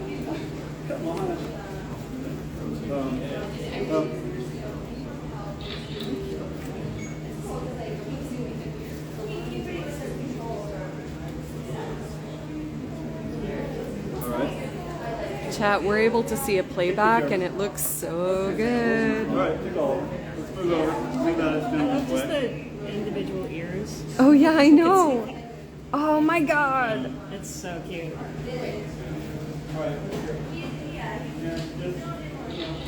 Are we good with the paper? Do I need to snip any of that off? Or? Paper's fine. It's more for you as well. If you feel more like comfortable without the paper. No, it's actually good for me, I think, because it's, I don't know, but maybe it just makes me feel more comfortable. Right. Yeah.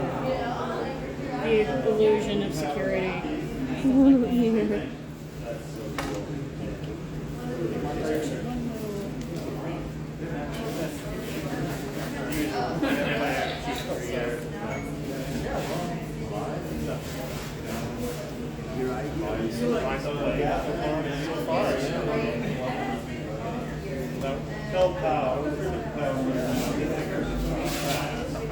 I think I might have got it. Well,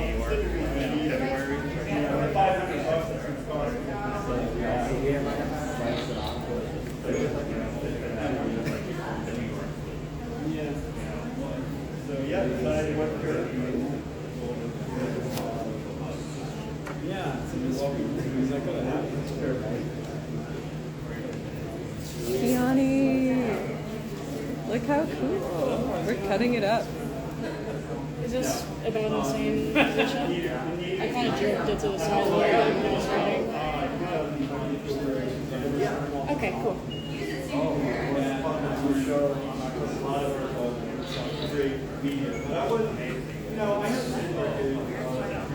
This isn't going to be there because he doesn't. It's stuff actually. Start over, guys. Yeah. Okay. David. We can do that. I mean, normally you would put that on a slider. Yeah, this is all a little fast loose. Yeah. Ooh, that's a nice size. Can't believe he's turning around.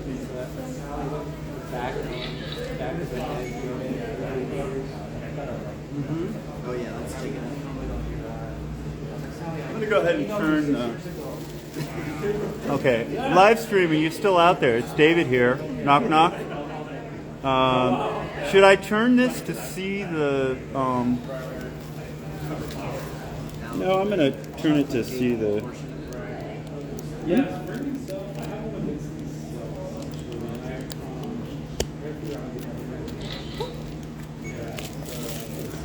There, is that a better adjustment, live stream?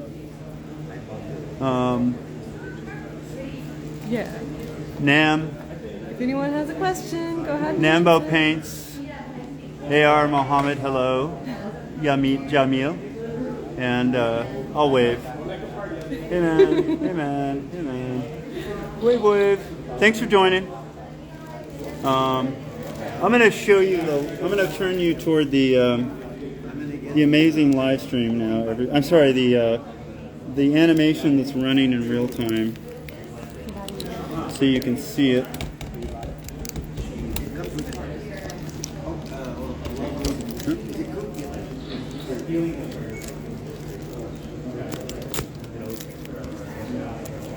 Nope.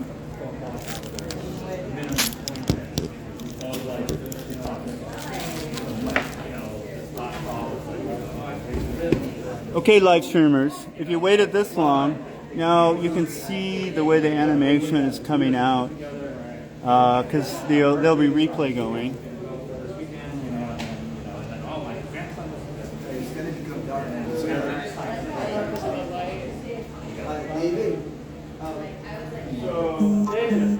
Yeah. When we moved the live stream. Oh, I fucked up the light. You're right, I fucked up the light. What an idiot. Do we keep the light and move, Yeah, maybe. leave the live stream? No, I don't think so. It's fine. It's fine. I'm an idiot. I'm an idiot. I'm an idiot. Okay. What happened? I know. I'll get it. It was around there, right? Yeah, it was around there. Or maybe that was better. Less bad. Okay. What do you think? See, You want to go back like one? This. So now it's like that. And that's a little It's hot. a little bright. Yeah, pull it back a little. Yeah, stay there. Let me go up one. So sorry.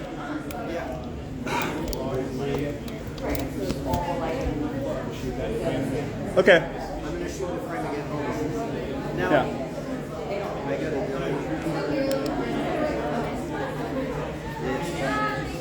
What's that? Hey, live streamers, I tried to show you the. Yeah, I'll pull you out to show you.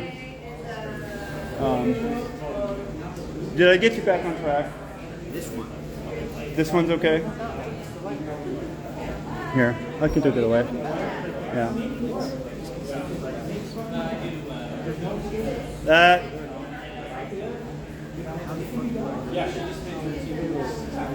That is.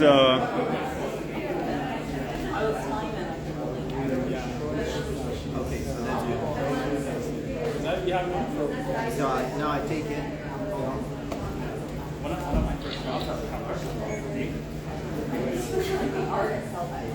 Okay, good. We can continue. We're good? All right. What's your name again? Martin. Martin? Annabelle. Thanks for this very, very spur of the moment. We're doing it.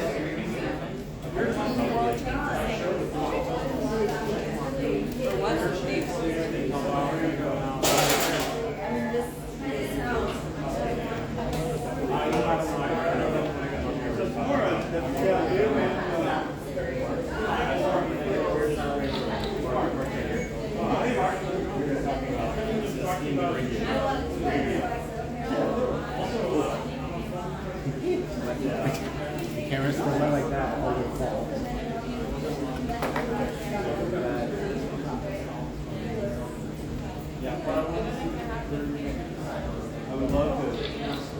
would love to start. I would love to have more guys just do ball sign. Wouldn't that be great? And beyond, Did you slide? just archiving. Did you slide? AI that fucker. So it's Like the times that we forgot right.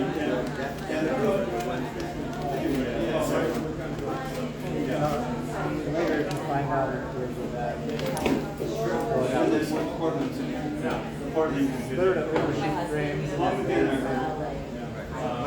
So far, I mean, down here in West Archer, I just saw me the first time in the morning, and it was Justin and office after the morning. It was just such a, wow, this was such a big stuff.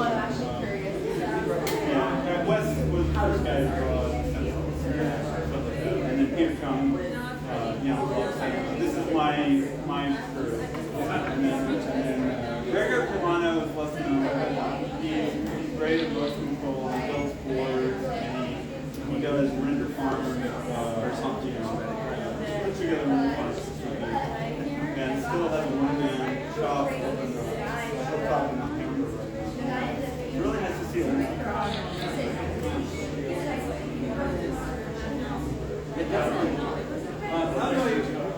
Okay, so you have my email. I can get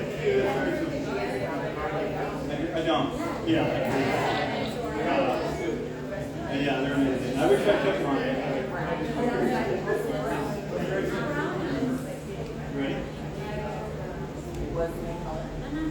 You'll get it done, and then you'll get back and say, hey, but it's color scheme on that you brought in. I've done a lot of good talks too. A lot like like through Michael's cars classes.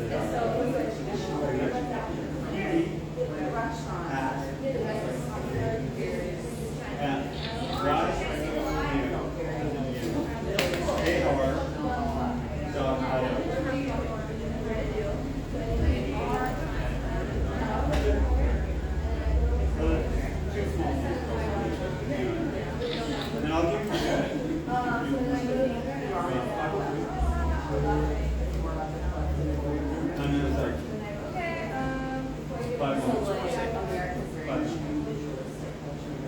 so when you introduce yourself on Insta, this is, I'll take it more seriously because I mean, it's a blizzard.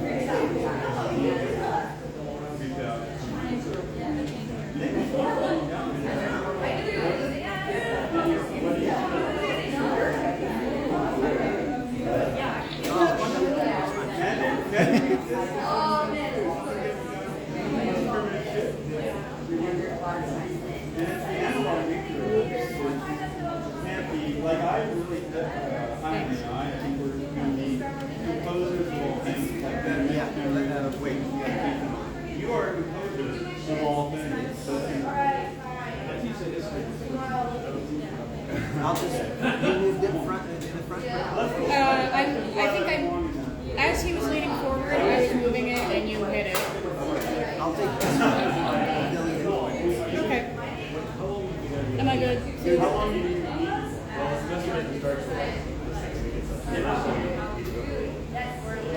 What you need to do is tell how. You know how to say this.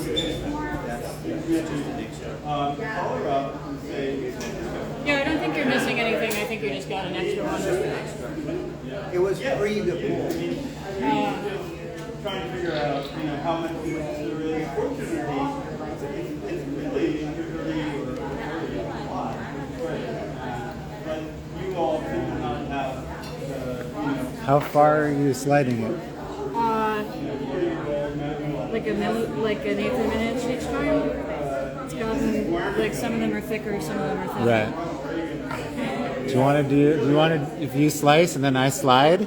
Yeah. No, you don't have to slide? That would be awesome. So like that much? Yeah. Okay. Really like barely slide. It's almost like you're just adjusting it. Okay. That's Right, Martin? And that's Rapture. And Rapture, of course, is what multiple machines who are but they're really interested in 7 billion and that is their goal. And they're happy with that. Walk around the base of the fucking earth saying this is normal. Like, guys. Because then my client goes up, right? They're all normal. You can get the hell out of here. I find that so stabilizing.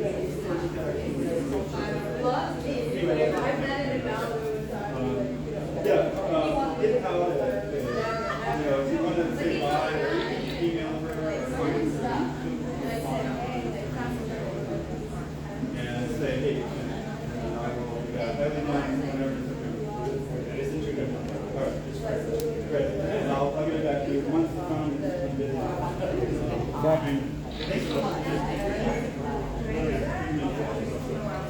Uh-oh. Oh shit.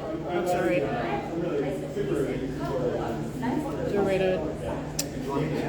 We'll finish the slice and then we'll line up. Can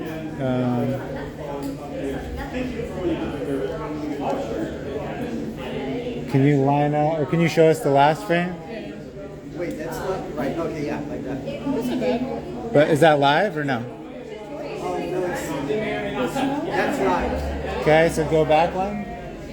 Hold on.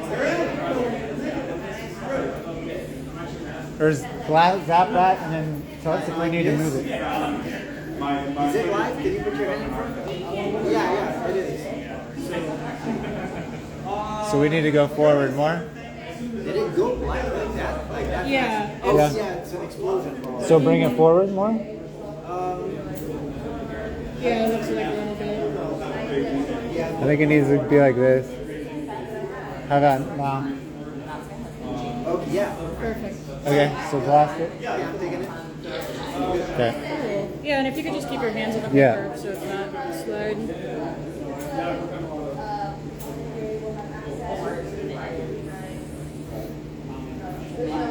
Surprising amount of little pieces and parts. You see the one in the corner back behind you? Okay, so I have that because it's elements Okay. from Now that we're losing weight on the back, it's easier for it to slide around.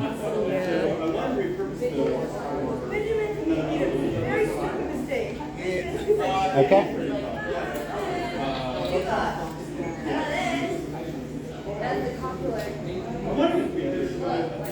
it did have a higher frame rate than before. And then the fact that every pixel is moving, maybe that one.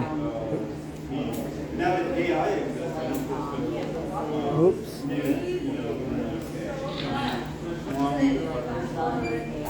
I couldn't score it. Hey, Zach! Calm down. You.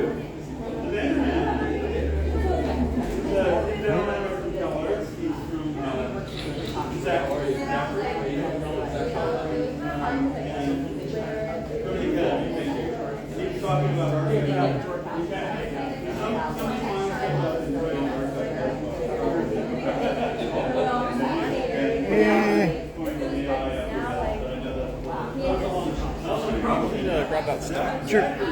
Ryan, you good? Like 100 times. I mean, it was one of my favorite videos when I was a kid. Thank you.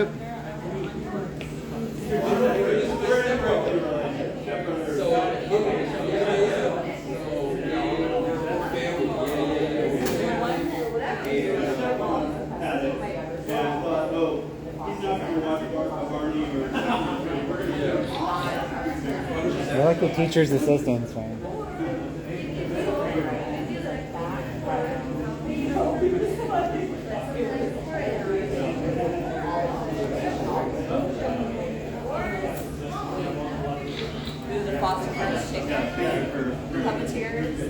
That was the best. Was it the right wing guy? I think it was the left. No, it could have been the right wing.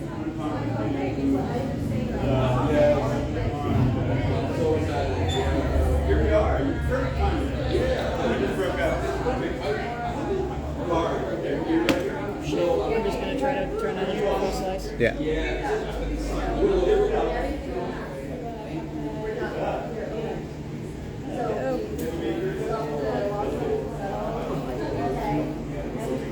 The cube is crazy. Yeah. When he was Like I forgot what I was cutting for a second. I'm like, what is this? Oh, it's a cube. when he was passing the thing around, it still didn't make any sense. It really doesn't until you cut it open, which is why I was like, I have to come see this.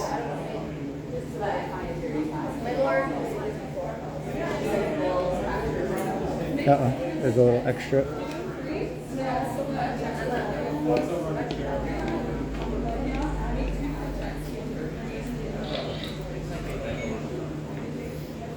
Oh, and that's the beach ball on the left.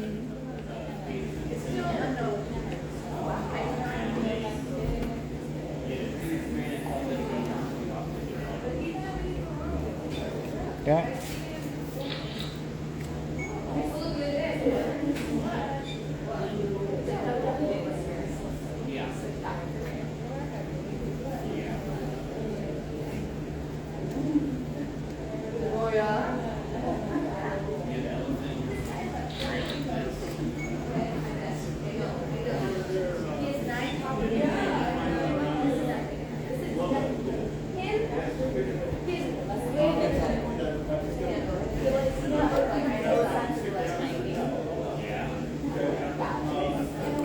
Good. I split it.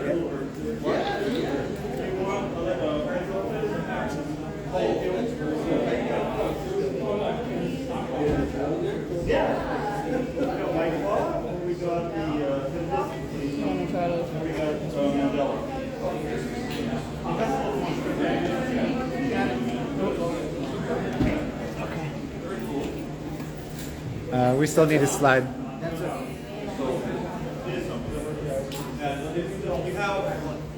Those who say, well, we could have been single paintings and white wall, who got single paintings and white wall, and 20 paintings. So, whatever happened to it? I don't know. So we slid back a little bit, right? On that last one, so like a double. I think people are grabbing on their feet, like, whoa, almost at the eyes.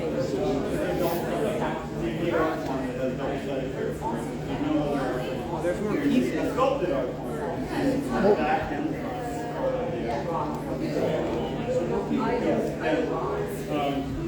These he got kicked out for nothing in New York. It's kind of like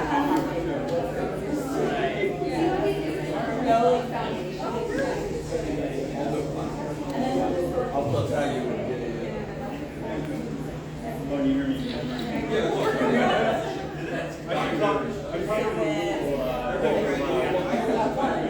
Uh-oh. This is from Acid Trip for Gary and Mike, episode called Fish Talk. So these are just showing sequences of how big the set should be. And this is coherent animation. This is a lot of animation. Oh my god. It's actually animating with increased space reaction. But this is 19, this is year 2000. That's year 1983. Yeah. That's 40 years old. Why do you think it's like so functioning 40 years ago? Exactly.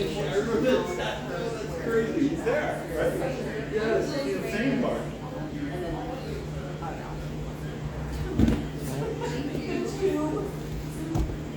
This is crazy.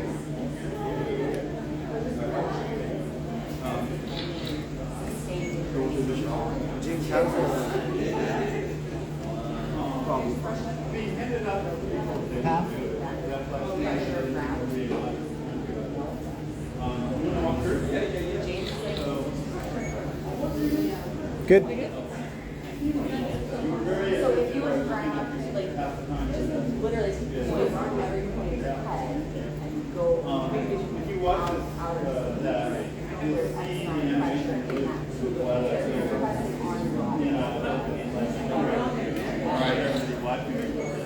but now he's shooting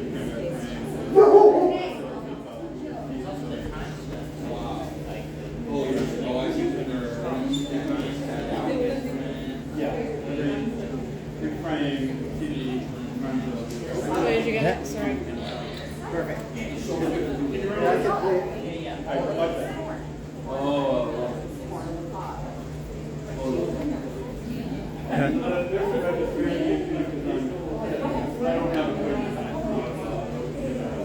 Blast it.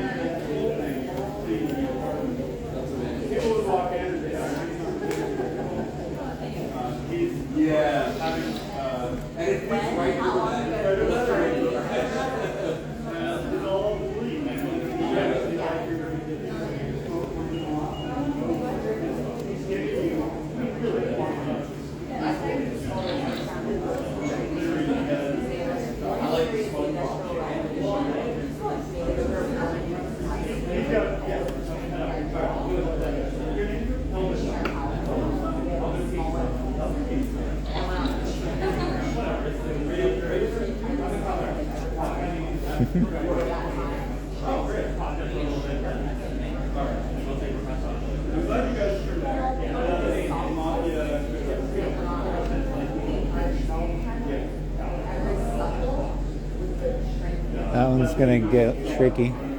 Oh, sorry.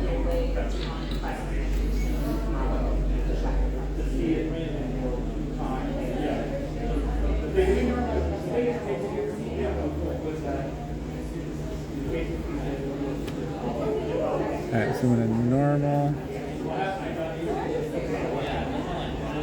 Okay.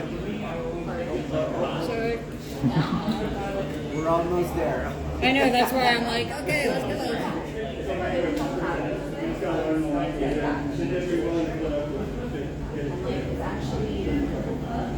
Are your arms tired? Huh? Tired? A little bit, but I want to get it done. Part of why it's also, but you can't take you can contact me. Sure. I'm on your name. Be memorable. I call you and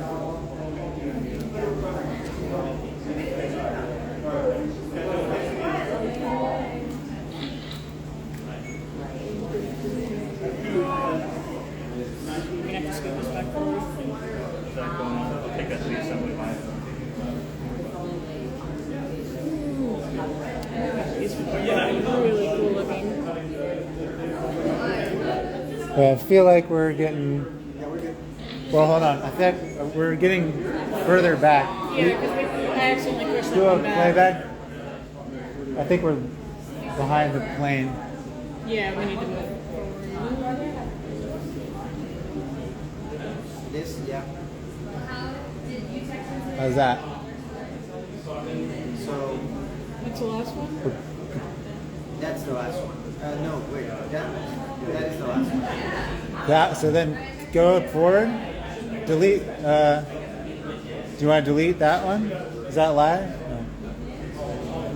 Might be better to keep it and then see later. I don't know. Let's delete this.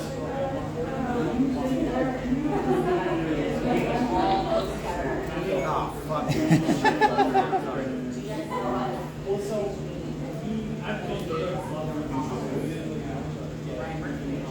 So I need.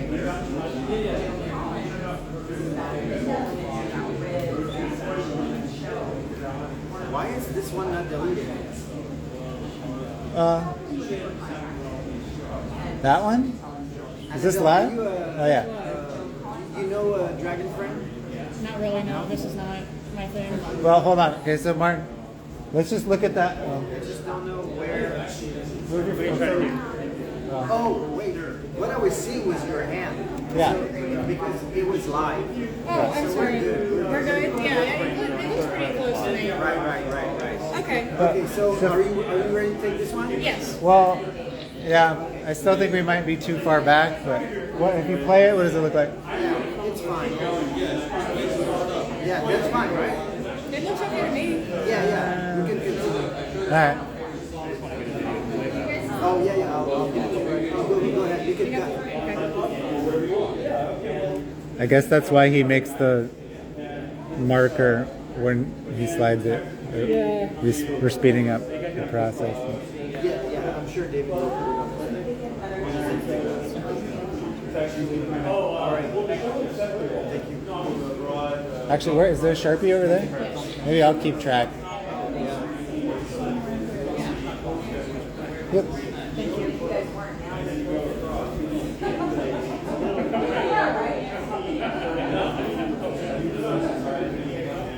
Okay, so you got the picture, right? I got the Yeah, so it's time to slice. Slice and he gets, yeah.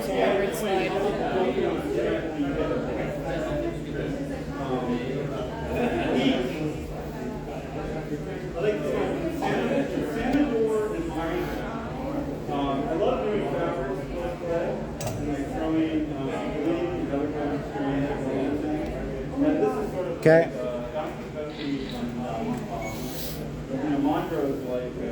Cutting.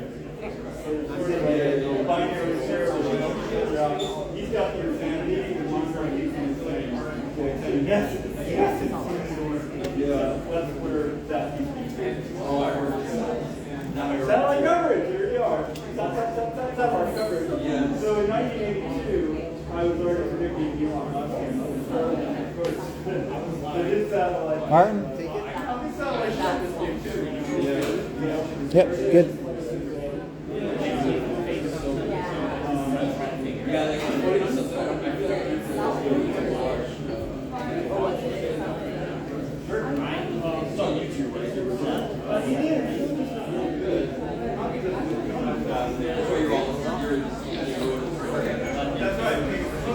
Oh, yeah, that extra. Yeah. Okay.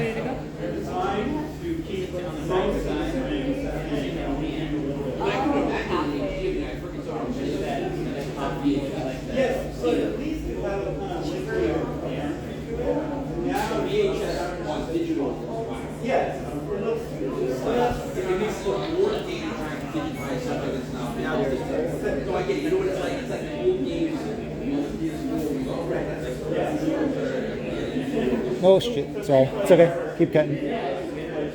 We have our marks now. Yeah, that's fine. Because we jumped like a whole fucking inch. Yeah. I'm gonna go.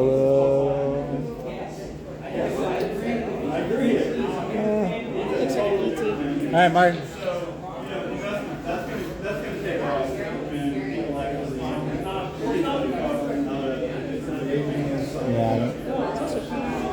starting to lean forward. Yeah, I'm trying to straighten it out a little bit with this one.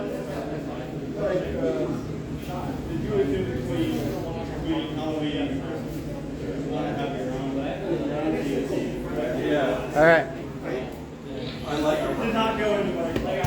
Oh shit. Sorry, live stream.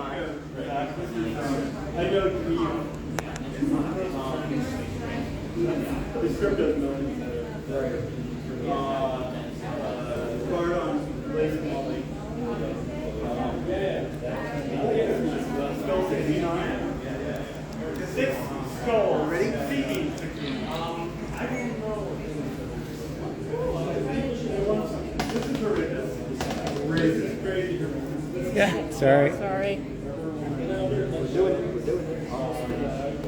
We were so close. This chair is so far away. So stupid. Yeah, the angle has not been.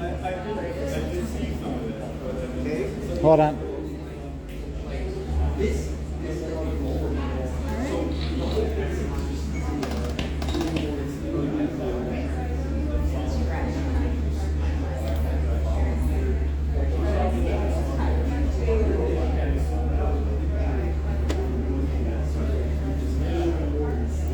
All right. Hold on, Martin. If I had more time for yeah, it is reminding me. Yeah. Oh, we have another box? You put it on this chair?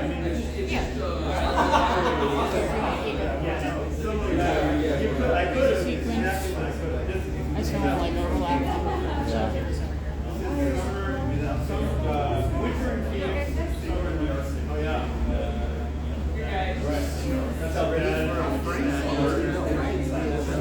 We're not ready for that. Yeah. It's the same as before.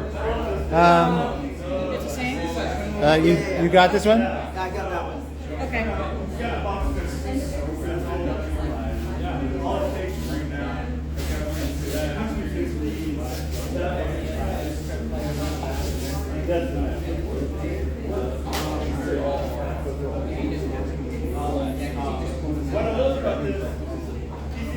You got it?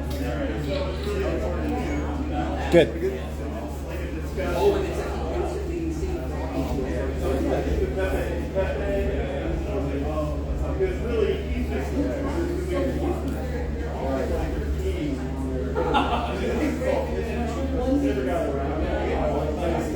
Go.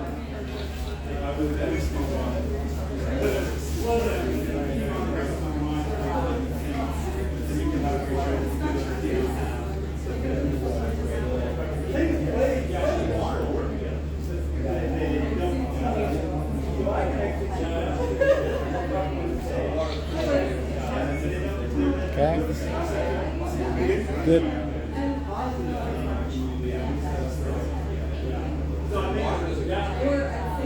Nice.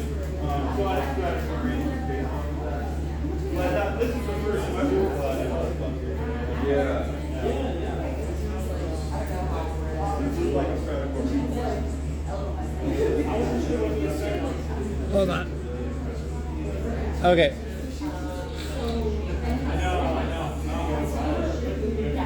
Slicing? Probably not. But I can keep looking. I'm glad you're enjoying them. I'm glad that you're donating to my trip back is appreciated.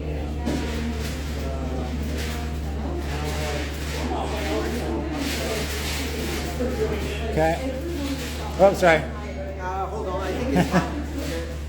Yeah.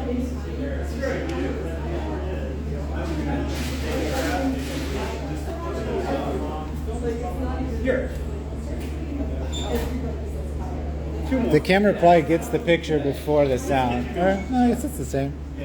Okay.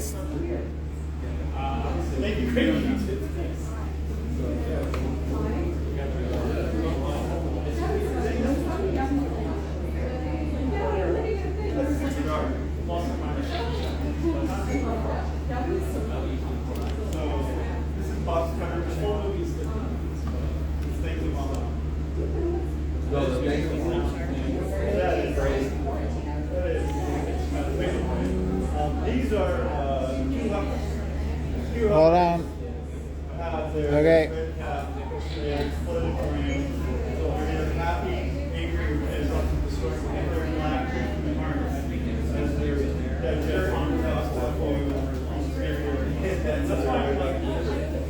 Sorry. I saw it. That was something that it's like the image. There's other aspects to it. Yeah, and you're slouching. Too lazy. Too lazy. Let me get that little.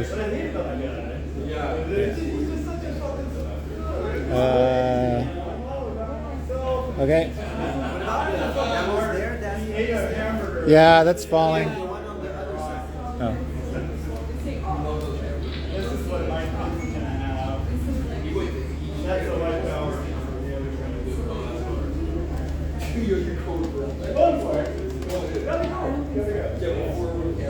Stop. Here's what. I love the. And this will make it motion. Okay.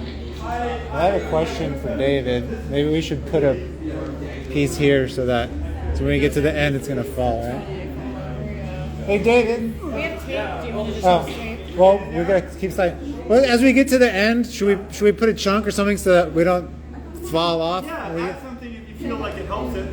Take Just a big, yeah. If you feel like it helps it. Yeah, that'll just. And I put a slant thinking you could use the slant as a way as an exit, but it wasn't enough. Okay. Okay. Did we get that one, Martin?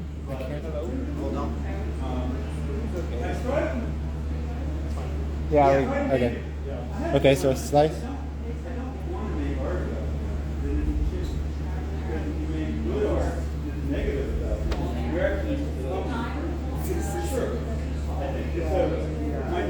Okay. Hold on. Sorry.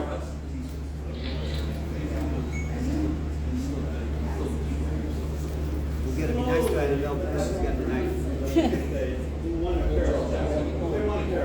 Isn't there a horror movie named called Annabelle? Oh wait, that was your friend, right? That was it. Yeah. We're all. So it's a perfect union show. Everyone's got their job. Martin. And then this, which is, this is the one I already sold.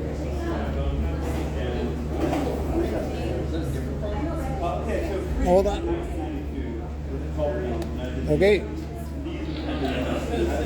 That's actually, it's a huge sculpture, and all it needs is the ribbon. Okay.